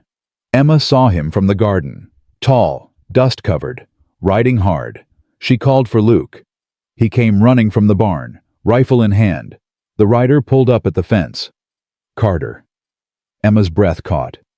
"What are you doing here?" Carter dismounted slow. He looked older, harder. "Came to warn you." "Warn us about what?" Luke asked. "Briggs. He's alive, and he's coming." Emma's blood went cold. "How is that possible? We saw him leave." "He left, got drunk, started talking about the gold, about how you cheated him." Carter's jaw tightened. "Now he's got 10 men, and they're tracking you. I tried to stop him, couldn't, so I rode ahead." Luke cursed. "How far behind you is he?" 2 days, maybe less." Emma felt everything inside her drop. "We just got settled. We can't run again." "You have to," Carter said. "These men won't stop. They'll kill you both and take everything." "Then we fight," Luke said. "With what, 2 rifles and a dream?" Carter shook his head. "You can't win this." Emma's hands clenched. "I'm so tired of running." "I know, but tired beats dead." Luke looked at Emma. She saw the question in his eyes. "What do you want to do?" he asked. Emma looked at the ranch, the garden she'd planted, the life they'd built. Then she looked at Luke. "I want to fight," she said. "I want to make a stand. Here. Now. No more running." Carter stared at her. "You're serious?" "Dead serious." "You'll die." "Maybe. But at least we'll die on our own terms." Luke smiled slow. "I'm with her." Carter looked between them. Then he sighed. "You're both crazy." "Probably." "Fine. Then we'd better get ready." Carter started unloading supplies from his horse, because when Briggs gets here, it's gonna be hell. They spent the next 2 days preparing. Luke fortified the house, boarded windows, created shooting positions. Emma organized ammunition, food, water. Carter scouted the approaches, set traps, planned fields of fire. On the second night, they sat around the table. "This is it," Carter said. "Tomorrow they'll be here." "We're ready," Luke said. "Ready to die, maybe." Emma reached across the table, took both their hands. "Then we die together, and we take as many of them with us as we can." Luke squeezed her hand. "No regrets. Only that we didn't have more time." Carter looked at their joined hands. Something sad moved in his face. "Wade would be proud of you, Emma." "You think so?" "I know so. He always said you were the strongest person he knew. Guess he was right." Emma's throat closed. "Thank you. For everything. For coming back. For warning us." "Wouldn't be anywhere else." They slept in shifts that night. Emma took first watch, sat at the window with the rifle, watched the dark. Around midnight, Luke relieved her. "Get some sleep," he said. "Can't." "Try anyway." Emma lay down on the floor, closed her eyes, didn't sleep. An hour before dawn, Carter woke them both. "They're here," he said. Emma grabbed her rifle, moved to the window. 10 riders coming across the valley. Slow, deliberate. Briggs at the front. They stopped 100 yards out. "Ramsay," Briggs' voice carried. "Emma, come out. Let's talk." Luke didn't answer. "I know you're in there. I know you got the gold. Just give it up, and nobody has to die." Emma moved to the door. Luke grabbed her arm. "Don't," he said. "He's lying anyway. We all know how this ends." Luke's jaw set. "Then let's end it on our terms." He kicked open the door, stepped out onto the porch, rifle raised. Emma moved beside him, Carter on the other side. Briggs smiled. "There you are. Thought maybe you'd run." "We're done running," Emma said. "Good, because I'm done chasing." Briggs shifted in his saddle. "Give me the gold. Walk away. Live." "The gold's ours," Luke said. "Was Wade's. Now he's dead. You got no claim to it." "We got every claim to it. We fought for it, bled for it, buried good men for it. And now you're gonna die for it." Briggs raised his hand. His men raised their weapons. Emma's finger found the trigger. Time stretched. Then Briggs's hand dropped. All hell broke loose. Bullets flew. Emma fired. Saw one man fall. Fired again. Luke was shooting steady, methodical, each shot counting. Carter dropped 2 riders before they could return fire. But there were too many. A bullet punched through the doorframe near Emma's head. She ducked, fired blind. Luke grunted, stumbled. "Luke!" Emma grabbed him, blood spreading across his shirt. Not his shoulder this time, his side. "I'm fine," he gasped. "Keep shooting." Carter was reloading. "We need to fall back. Now." They stumbled inside, slammed the door. Bullets hammered the walls. Luke collapsed against the table, his face white. Emma pressed her hands to his wound. No. I'm okay. Just give me a minute." "We don't have a minute." The window shattered. Something flew through. A torch. Fire spread across the floor. "They're burning us out!" Carter shouted. Emma looked around wild. The back door, the root cellar. "This way." She and Carter grabbed Luke, hauled him toward the back, kicked open the door. Briggs and 3 men were waiting. "Going somewhere?" Briggs asked. Emma raised her rifle, pulled the trigger. Click. Empty. Briggs smiled, raised his gun. A shot rang out, but not from Briggs's weapon. He looked down at the hole in his chest, confused, then fell. Behind him stood Sheriff McCready, gun smoking. 10 deputies fanned out behind him. "Drop your weapons," McCready shouted. "Now!" Briggs's remaining men hesitated, then complied. McCready walked forward, looked at Emma, Luke, Carter. "Heard you might need help," he said. Emma's legs gave out. She sat down hard in the dirt. How did you know? She asked. Been tracking Briggs since he left the first time. Knew he'd come back. Knew he'd cause trouble. McCready holstered his gun. Figured I owed Wade that much. Luke was bleeding bad. McCready called for his deputies. They carried Luke inside, laid him on the table. One of the deputies had medical training, started working on the wound. Emma held Luke's hand, squeezed tight. Stay with me, she whispered. Please stay with me. Luke's eyes found hers. Not going anywhere. Promise? Promise. The deputy worked for an hour. When he finally stepped back, his hands were covered in blood. He'll live, the deputy said, but he needs rest. Lots of it. Emma's breath came out in a sob. Luke pulled her down, kissed her forehead. Told you I wasn't dying yet. You're an idiot. Yeah, but I'm your idiot. Emma laughed, cried, couldn't tell which. McCready and his deputies took Briggs's men into custody, hauled away the bodies. Before he left, McCready pulled Emma aside. This is done, he said. The Garrett gang is dead. Briggs is dead. Nobody else is coming for that gold. You sure? Sure as I can be. McCready tipped his hat. Live your life, Mrs. Darnell. You've earned it. He rode off. Emma went back inside, sat beside Luke while he slept. Carter appeared in the doorway. I'm heading out. Already. Got places to be. Ghosts to settle with. He smiled, tired. But I'm glad I came back. Glad I got to see Wade's girl make it through. Emma stood, hugged him. Thank you. For everything. Thank Wade. He's the one who made me promise. Carter pulled back. Be happy, Emma. For both of you. He left. Emma sat back down beside Luke, took his hand. Outside, the sun was rising, painting everything gold. Luke's eyes opened. Hey. Hey yourself. We alive? Yeah, we're alive. Good. He squeezed her hand.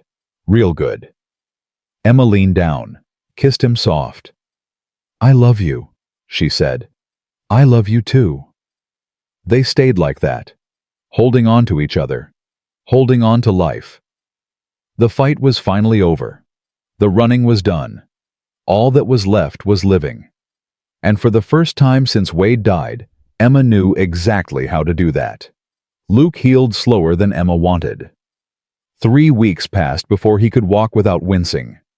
A month before he could lift anything heavier than a coffee cup. The bullet had torn through muscle and nicked a rib, and even though the deputy had done good work, some wounds just took time. Emma stayed beside him through all of it, changed his bandages, brought him meals, read to him from the newspapers that came through town once a week. You don't have to do this, Luke said one afternoon. I can manage. I know you can, but you don't have to. Luke looked at her. His eyes were clearer now, stronger. What are we doing, Emma? What do you mean? I mean us, this. He gestured at the room. We're living together, sleeping in the same bed. But we haven't talked about what that means. Emma set down the water pitcher she'd been holding. Does it need to mean something? Yeah, it does. She sat on the edge of the bed, her hands folded in her lap. What do you want it to mean? I want to marry you. The words hung in the air between them. Emma's breath caught. Luke, I know it's fast. I know Wade hasn't been gone long. But Emma, I wake up every morning and the first thing I think is that I get another day with you. And I want that. For the rest of my life. However long that is. Emma's throat closed up. I don't know if I'm ready. I'm not asking you to be ready. I'm asking you to think about it. Luke reached for her hand. Wade was a good man. He loved you. But he's gone. And you're here. And I'm here. And we get to choose what comes next. What if I choose wrong? There's no wrong choice. Just the one you make and the one you don't. Emma looked at their joined hands. Wade's ring was still on her finger. She'd worn it every day since he died. Couldn't bring herself to take it off. Luke saw where she was looking. You don't have to take it off. Not yet. Not ever if you don't want to. I'm not asking you to forget him. I'm asking you to make room for something new. Emma pulled her hand away, stood, walked to the window. Outside, spring was turning the valley green again. Flowers blooming. Birds building nests. Life insisting on itself. My whole life, Emma said quiet. I've done what I was supposed to do. Married who I was supposed to marry. Lived where I was supposed to live. Followed all the rules. And look where it got me. Widowed at 30, fighting for my life, running from men who want me dead. She turned to face him. Maybe I'm tired of doing what I'm supposed to do. Luke pushed himself up straighter, winced, but didn't stop.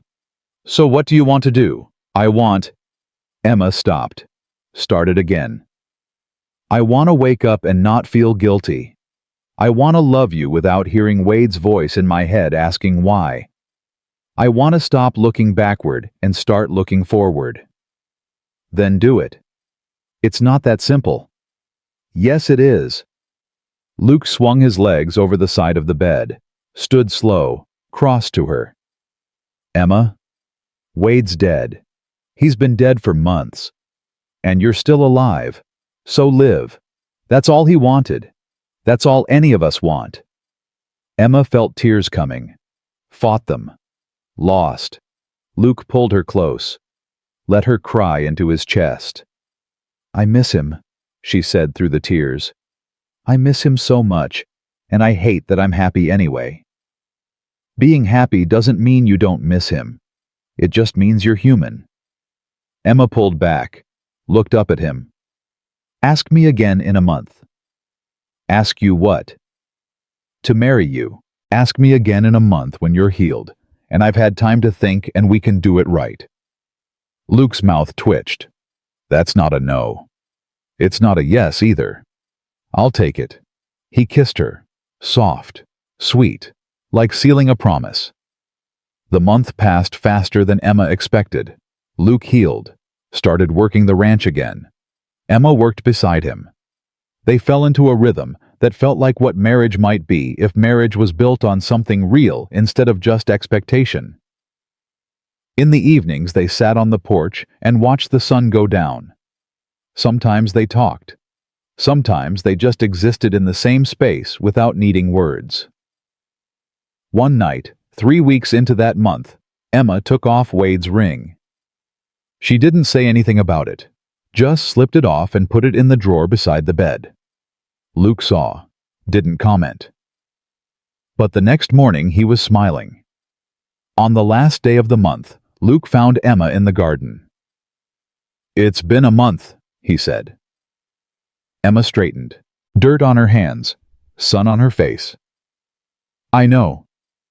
So I'm asking again. Will you marry me? Emma looked at him, really looked, saw the scars, the gray in his hair, the way he stood like a man who'd been beaten but never broken. Yes, she said. Luke's breath came out in a rush. Yeah. He grabbed her, lifted her up, spun her around despite his ribs still aching. Emma laughed. Actually laughed. Put me down before you hurt yourself. Don't care. I'm marrying you. Not if you break yourself first. They were married 2 weeks later in the small church in town. The preacher was old and half-deaf, but he got the words right. Sheriff McCready stood as witness. A handful of neighbors came. Emma wore a simple blue dress. Luke wore his one good suit. When the preacher said, "You may kiss the bride," Luke did, long and thorough, and not caring who was watching. Afterward they had dinner at the boarding house where they'd first stayed. The same old woman who'd given them 2 rooms smiled and said she'd known all along they'd end up together. That night back at the ranch, Emma and Luke lay in bed together as husband and wife. You happy? Luke asked. Getting there. What's missing? Emma rolled toward him. Nothing. That's what scares me. Why? Because every time I've been happy, something terrible happens. Wade and I were happy.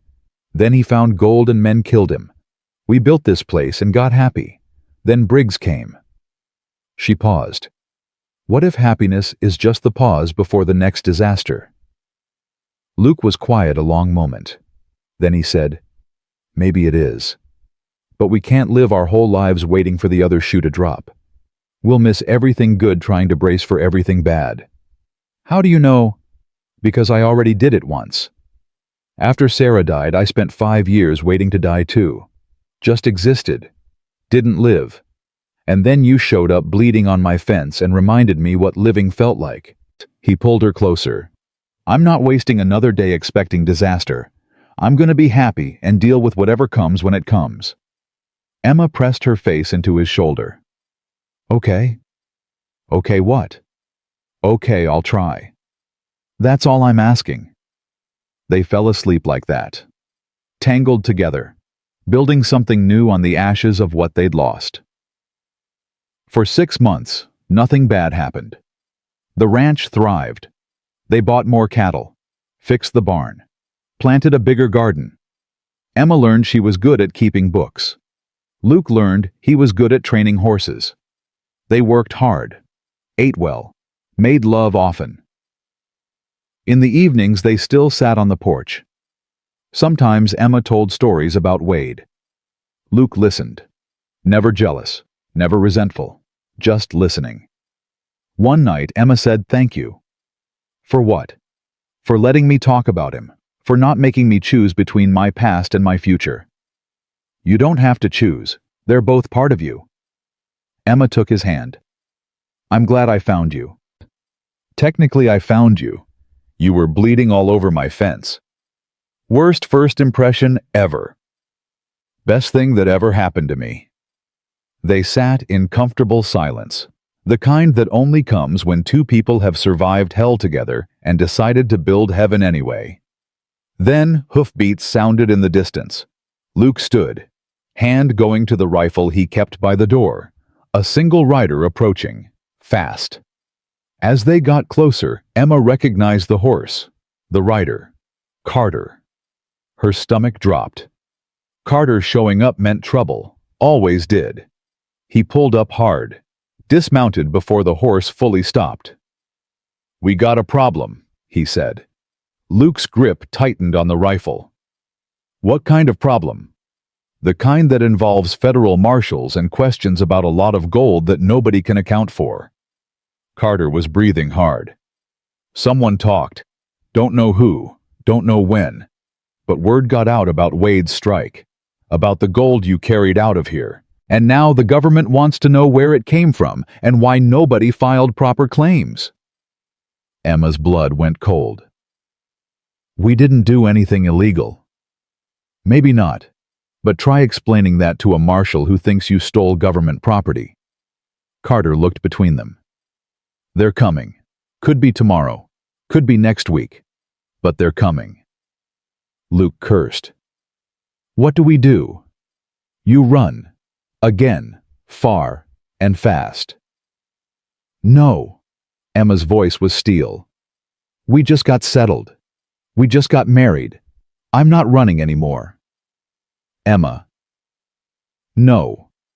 She turned to Luke. "We fight this legal.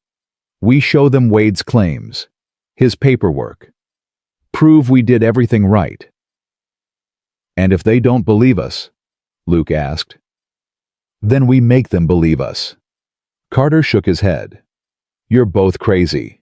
You know that." "So you keep saying," Emma replied. "But we're still here." Carter looked at them, at the house, at the life they'd built. "Fine," he said. "Then I'll help.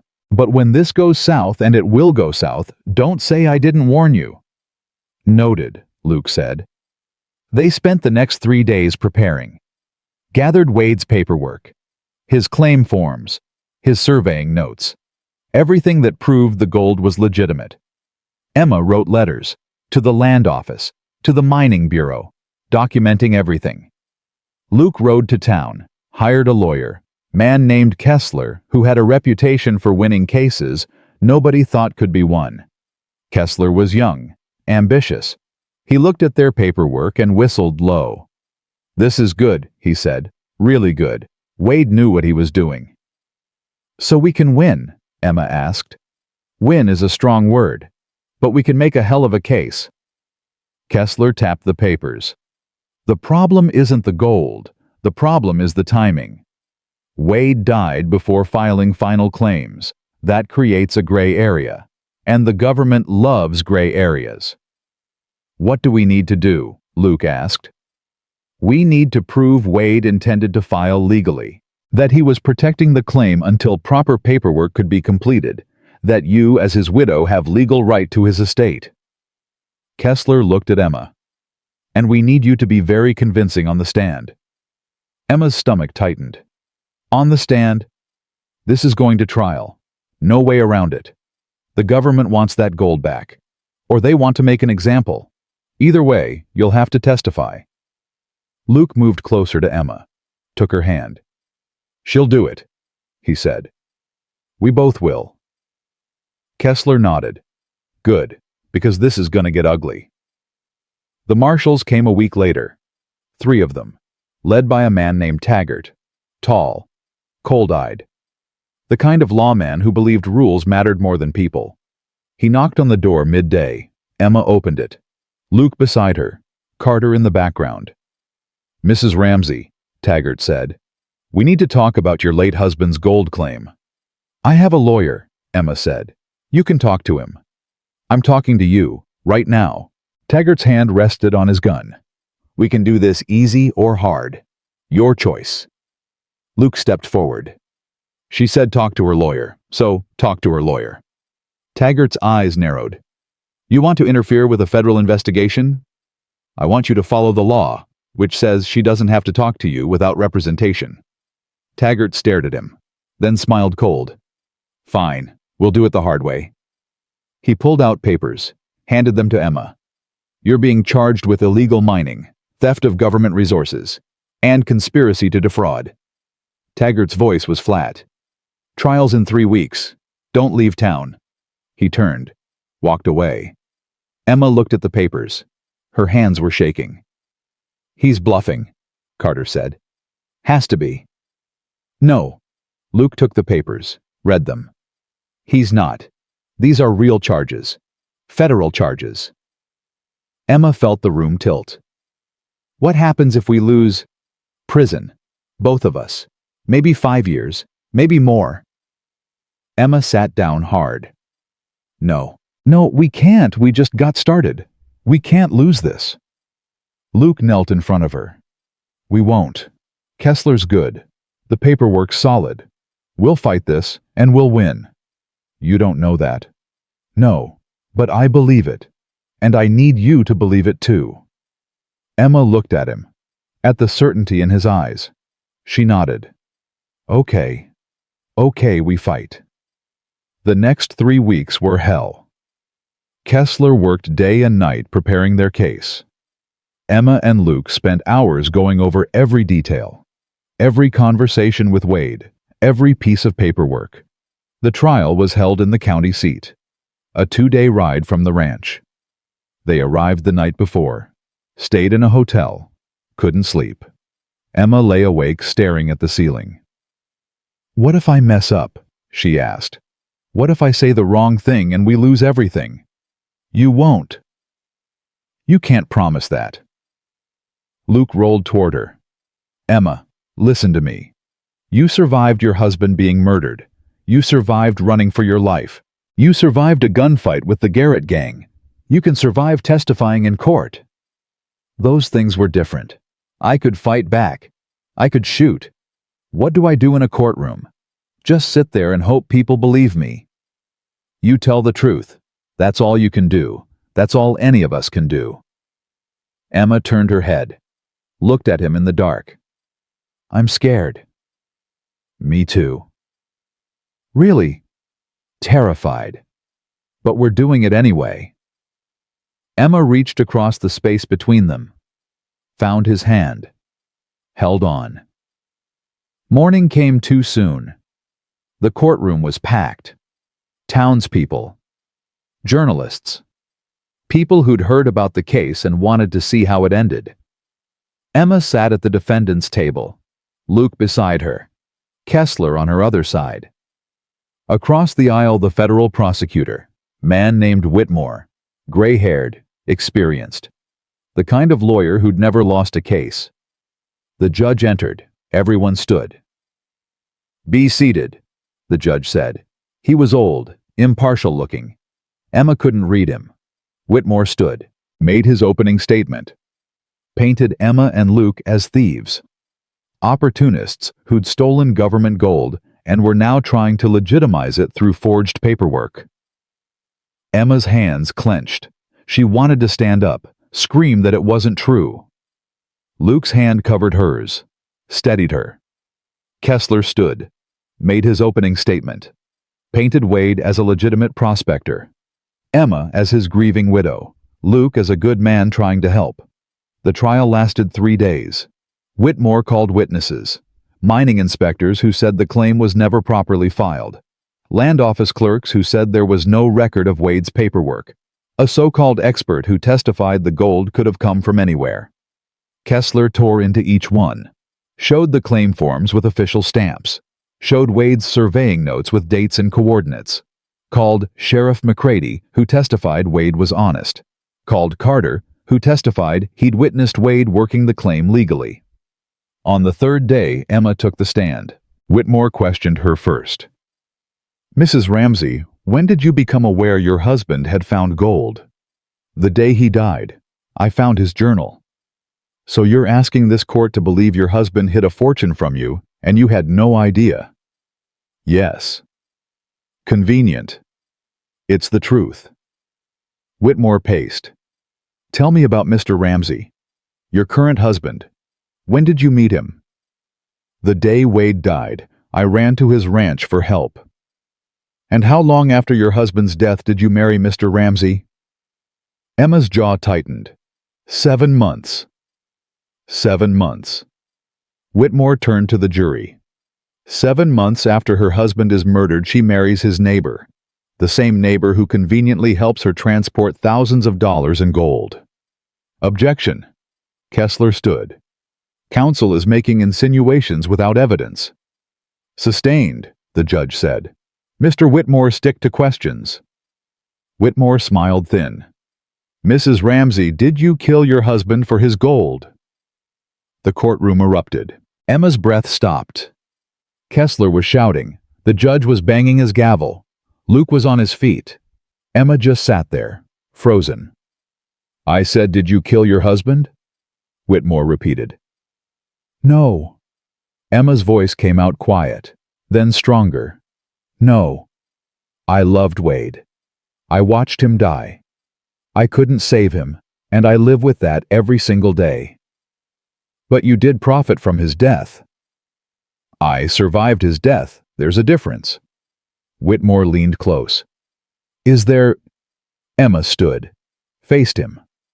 I didn't kill Wade. Men who wanted his gold killed him. Men who beat him to death while I watched. Men who came after me next. So yes, I took the gold. Yes, I used it to build a new life. Because that's what Wade wanted. That's what he wrote in his journal. That's what he told his friend Carter.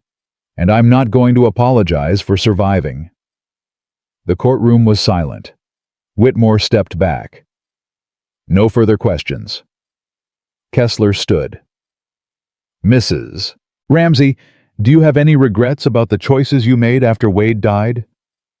Emma looked at Luke, at the life they'd built, at everything they'd survived to get here. Only one, she said. I regret that Wade didn't get to see it, because he'd be proud, and he'd tell me I did the right thing. Kessler smiled. No further questions.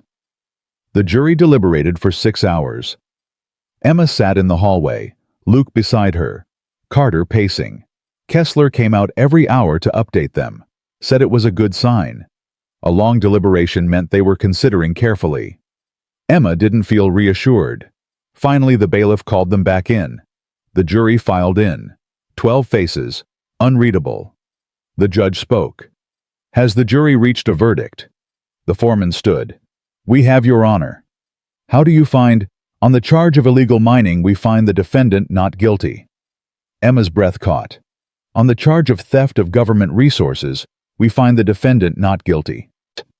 Luke's hand squeezed hers. On the charge of conspiracy to defraud, we find the defendant not guilty. The courtroom exploded with noise. Emma couldn't breathe, couldn't think. They'd won. They'd actually won. Kessler was shaking Luke's hand. Carter was grinning. People were congratulating them. Emma just sat there, letting it sink in. Luke pulled her up, wrapped his arms around her. It's over, he said. It's really over. Emma pulled back, looked at him. No more running. No more running. No more fighting. No more fighting. Emma kissed him, right there in the courtroom, in front of everyone. When they broke apart, both of them were crying. Outside, the sun was setting, painting everything gold. They rode home the next day, took their time, stopped at the creek where Wade had first found his strike. Emma stood at the water's edge, Luke beside her. You think he knows? Emma asked. Wade, you think he knows how it all turned out? I don't know, but I think he'd be happy, knowing you're happy. Emma nodded, reached into her pocket, pulled out Wade's ring, the one she'd taken off months ago. She knelt at the water, placed the ring on a smooth stone, spoke quiet. Thank you, Wade, for everything, for loving me, for protecting me, for sending me to Luke when I needed him most. Her voice broke. I'm gonna live now, really live, the way you wanted me to, and I'm gonna be happy, and I'm not gonna feel guilty about it anymore. She stood, took Luke's hand. They walked away together. Behind them, the ring glinted in the fading light, a marker of what was, a promise of what would be. And somewhere in the evening air, Emma swore she could hear Wade laughing, telling her she'd done good, telling her to keep going. So she did. 2 years passed before Emma realized she'd stopped counting the days since Wade died. It happened on a Tuesday morning. She was feeding chickens when the thought struck her. She couldn't remember the exact date anymore. Couldn't recall if it had been 2 years and 3 months or 2 years and 4. The realization didn't bring guilt like it would have once. Just a quiet acceptance that time had done what time does, softened the sharp edges, made room for new memories alongside the old ones. Luke found her standing there, feed bucket, forgotten in her hand. You all right? He asked. Yeah, just thinking. About how I'm all right, really all right. She turned to him. Is that strange?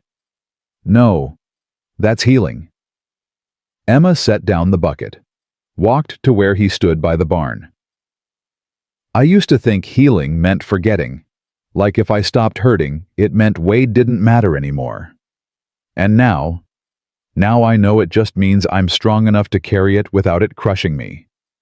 Luke pulled her close, kissed the top of her head. Wade would be proud of you. I know, took me a while, but I know. They stood like that for a moment. Then Luke said, Carter's coming. Emma looked up. What? When? Tomorrow. Got his letter yesterday. Says he's got news. What kind of news? Didn't say. Just said to have the good whiskey ready. Emma laughed. When does Carter ever bring good news? Never, but he's always interesting. Carter arrived the next afternoon. He looked older, more weathered, but his eyes were sharp as ever. He dismounted, tied his horse, and accepted the whiskey Luke handed him without preamble. You two look disgustingly happy, Carter said. We are, Emma replied. Problem with that? Not a problem, just nauseating for those of us still alone. He drank. But I'm glad. Really, you both deserve it. So what brings you out here? Luke asked. Carter pulled a folded paper from his coat, set it on the porch rail between them. "Remember Thornton, the banker who converted your gold?"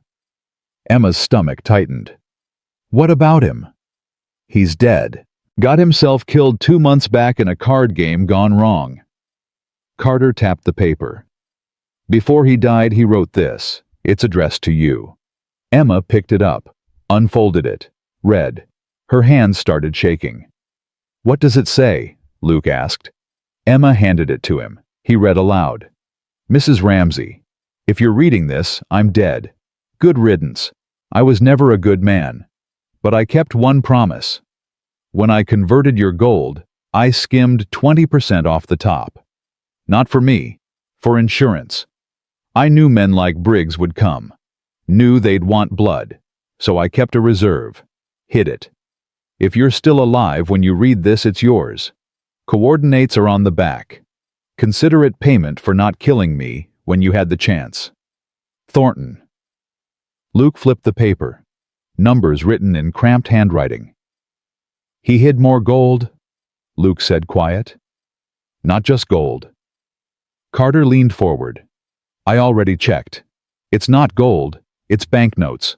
Clean, untraceable. About $30,000 worth." Emma's breath stopped. 30,000? Give or take. Hidden in a lockbox at a bank in Denver. All you need is this paper and your name to claim it. Luke looked at Emma. "What do you want to do?" Emma stared at the paper. $30,000. Enough to expand the ranch, buy more land, set them up for life. Or enough to cause more trouble. More questions, more people asking where the money came from. "I don't know," she said honestly. "Part of me wants to tear this up and pretend it doesn't exist." "And the other part?" Carter asked. "The other part remembers how hard we fought to keep what's ours. How many people died. How close we came to losing everything." Emma looked at Luke. "What do you think?" "I think it's your decision. Wade's gold, your inheritance, your call." Emma was quiet a long moment. Then she folded the paper, put it in her pocket. "We'll think about it," she said. "But not today. Today we just live." Carter smiled. "Fair enough." They spent the evening on the porch, drinking whiskey, telling stories. Carter talked about places he'd been, people he'd met, jobs he'd worked. "You ever think about settling down?" Emma asked him. "Every day. But I'm not built for it.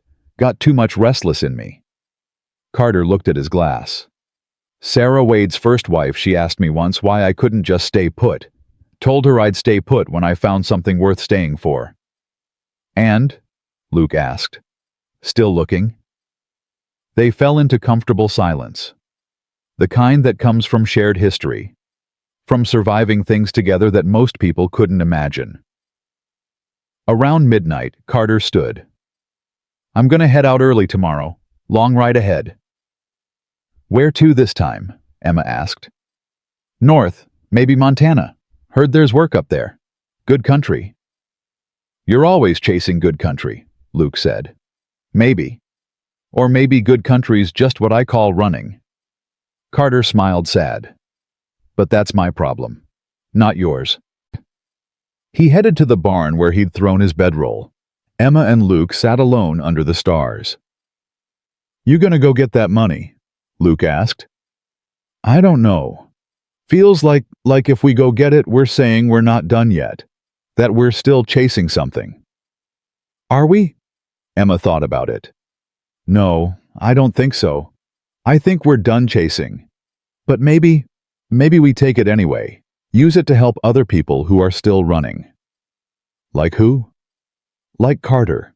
Like all the men who fought for us. Like anyone who needs a fresh start and doesn't have the money to make it happen." Luke looked at her. Something shifted in his expression. "You want to start something? A fund? A charity?" "Maybe. Is that crazy?" "No, that's the best idea I've heard in years." Emma leaned against him. Wade would have liked that. Using the gold to help people instead of just hoarding it. He would have loved it. They sat there until dawn started painting the sky gray. Carter left at first light, hugged Emma, shook Luke's hand. "Don't be strangers," he said. "And if you do go get that money, use it right."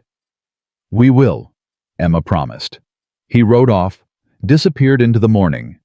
Emma and Luke spent the next week talking about what to do, made lists, drew up plans, talked to their lawyer Kessler about how to do it legally.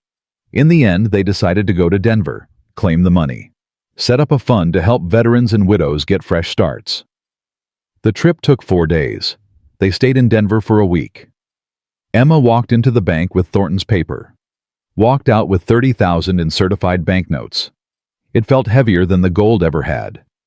They set up the fund with Kessler's help, called it the Darnell Ramsay Foundation, put half the money in, kept the other half for themselves and for emergencies.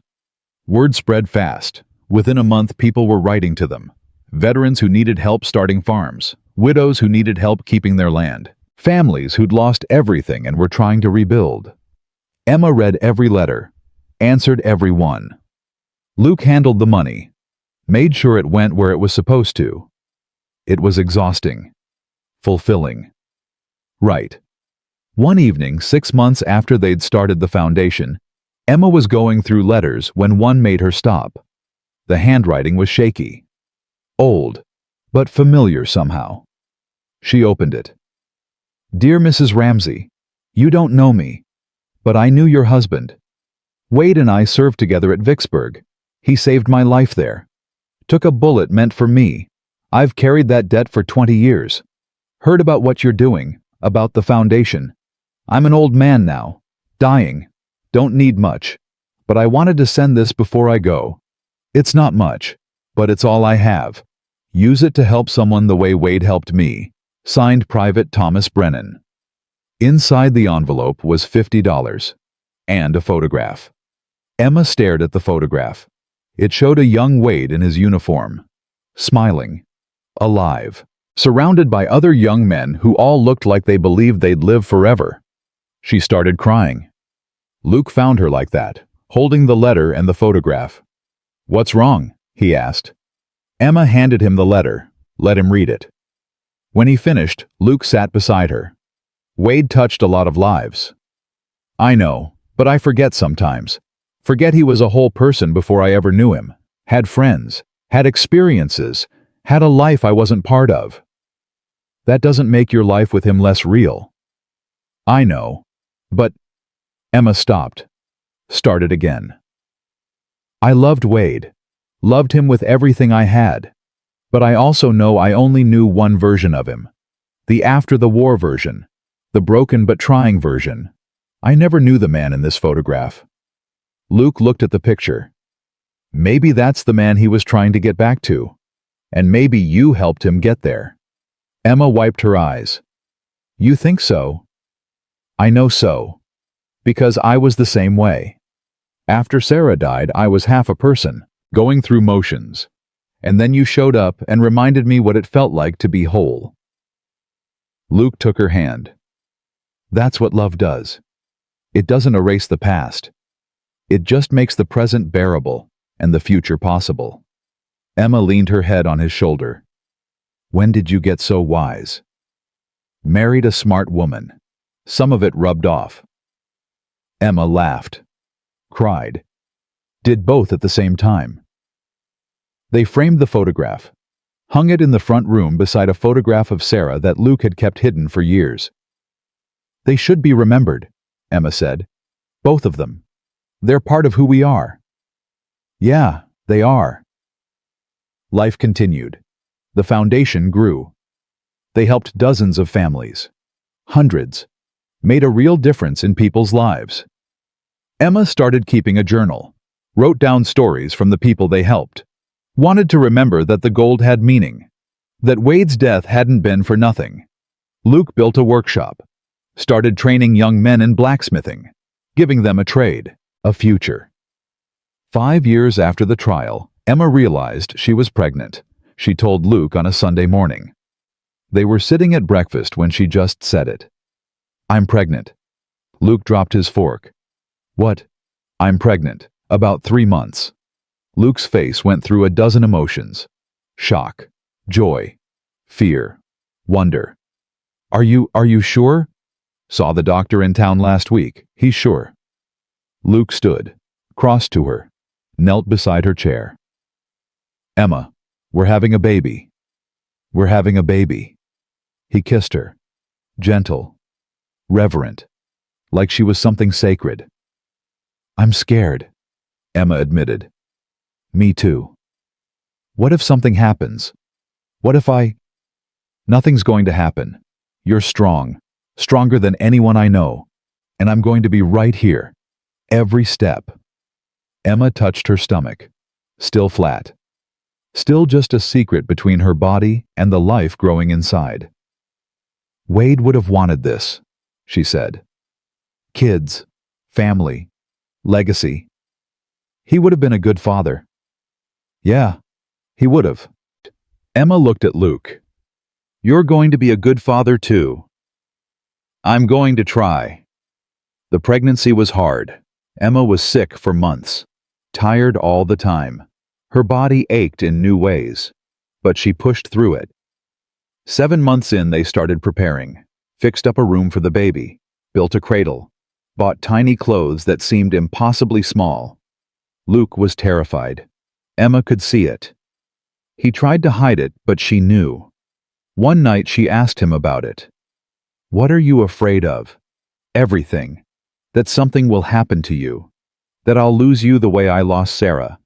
That I'll be alone again. You won't lose me. You can't promise that. No. But I can promise I'll fight like hell to stay. For you. For this baby. For the life we built. Emma took his hand, put it on her stomach. Feel that. That's our future. Right there. And I'm not giving that up without a fight. Luke's hand stayed on her stomach, feeling their child move. Okay, he said quiet. Okay. The baby came on a cold December night. Emma's water broke around midnight. Luke rode for the doctor, came back with him and the midwife within an hour. The labor lasted till dawn. Emma screamed, cried, cursed, pushed. Luke held her hand through all of it, let her squeeze till his bones creaked, whispered encouragement when she said she couldn't do it anymore. And then, as the sun was rising, the baby came. A girl, tiny, perfect, screaming her lungs out. The midwife cleaned her, wrapped her, handed her to Emma. Emma looked down at her daughter, at this impossible small person she and Luke had made. She's beautiful, Emma whispered. She's perfect, Luke said. His voice cracked. She's absolutely perfect. What should we name her? Luke was quiet a moment. Then he said, Sarah, after my first wife, and Grace, for your middle name, Sarah Grace Ramsay. Emma looked at him, tears streaming down her face. You want to name her after Sarah? She was part of my story, part of what led me to you. Seems right. Emma looked back down at the baby. Sarah Grace. Yeah, I like that. Luke touched his daughter's tiny hand. She grabbed his finger, held on tight. Hello, Sarah Grace, he said soft. Welcome to the world. We've been waiting for you. The baby's eyes opened, dark and unfocused, looking at nothing and everything. Emma's heart felt too big for her chest. This was it. This was everything. Carter showed up 3 weeks later, took one look at the baby, and his whole face changed. Well, hell, he said. She's gonna break hearts one day. Not if I can help it, Luke said. Carter held the baby, awkward at first, then gentle, like he remembered how. You two did good, he said. Real good. Thanks for everything, Emma said. For warning us, for helping us, for being there when we needed you. That's what family does. Your family, Luke asked. Guess I am. Weird. Carter handed the baby back. I'm gonna head out tomorrow, but I'll be back. Want to watch this one grow up? You're always welcome here, Emma said. Always. Carter smiled, sad and happy at the same time. I know. He left the next morning, but true to his word, he came back every few months, brought gifts, told stories, became Uncle Carter in Sarah Grace's life. The years passed. Sarah Grace grew, learned to walk, to talk, to run wild through the valley with no fear. Emma taught her to read. Luke taught her to ride. Together they taught her about kindness, about resilience, about fighting for what mattered. On Sarah Grace's 5th birthday, Emma took her to Wade's grave. They'd buried him on the hill overlooking the valley. Simple marker, just his name and dates. Emma knelt beside her daughter. This is Wade. He was important to me. He was brave and kind, and he loved me very much. Is he my daddy? Sarah Grace asked. No, Luke's your daddy. But Wade was the start of the story that led to you. So in a way, he's part of you too. Sarah Grace touched the marker. Did he hurt? What? When he died, did it hurt? Emma's throat closed. Yeah, baby, I think it did. I'm sorry he hurt. Me too. Sarah Grace was quiet a moment. Then she picked a flower from the grass, put it on the grave. There. So he knows we didn't forget him. Emma pulled her daughter close. He knows, baby. He knows. They sat there together, 3 generations, connected by love and loss and the stubborn refusal to give up. Walking back down the hill, Sarah Grace asked, Mama, are you happy? Yeah, baby, I'm happy. Good. Daddy says you weren't always happy, says you had to fight hard to get here. That's true. Was it worth it, the fighting?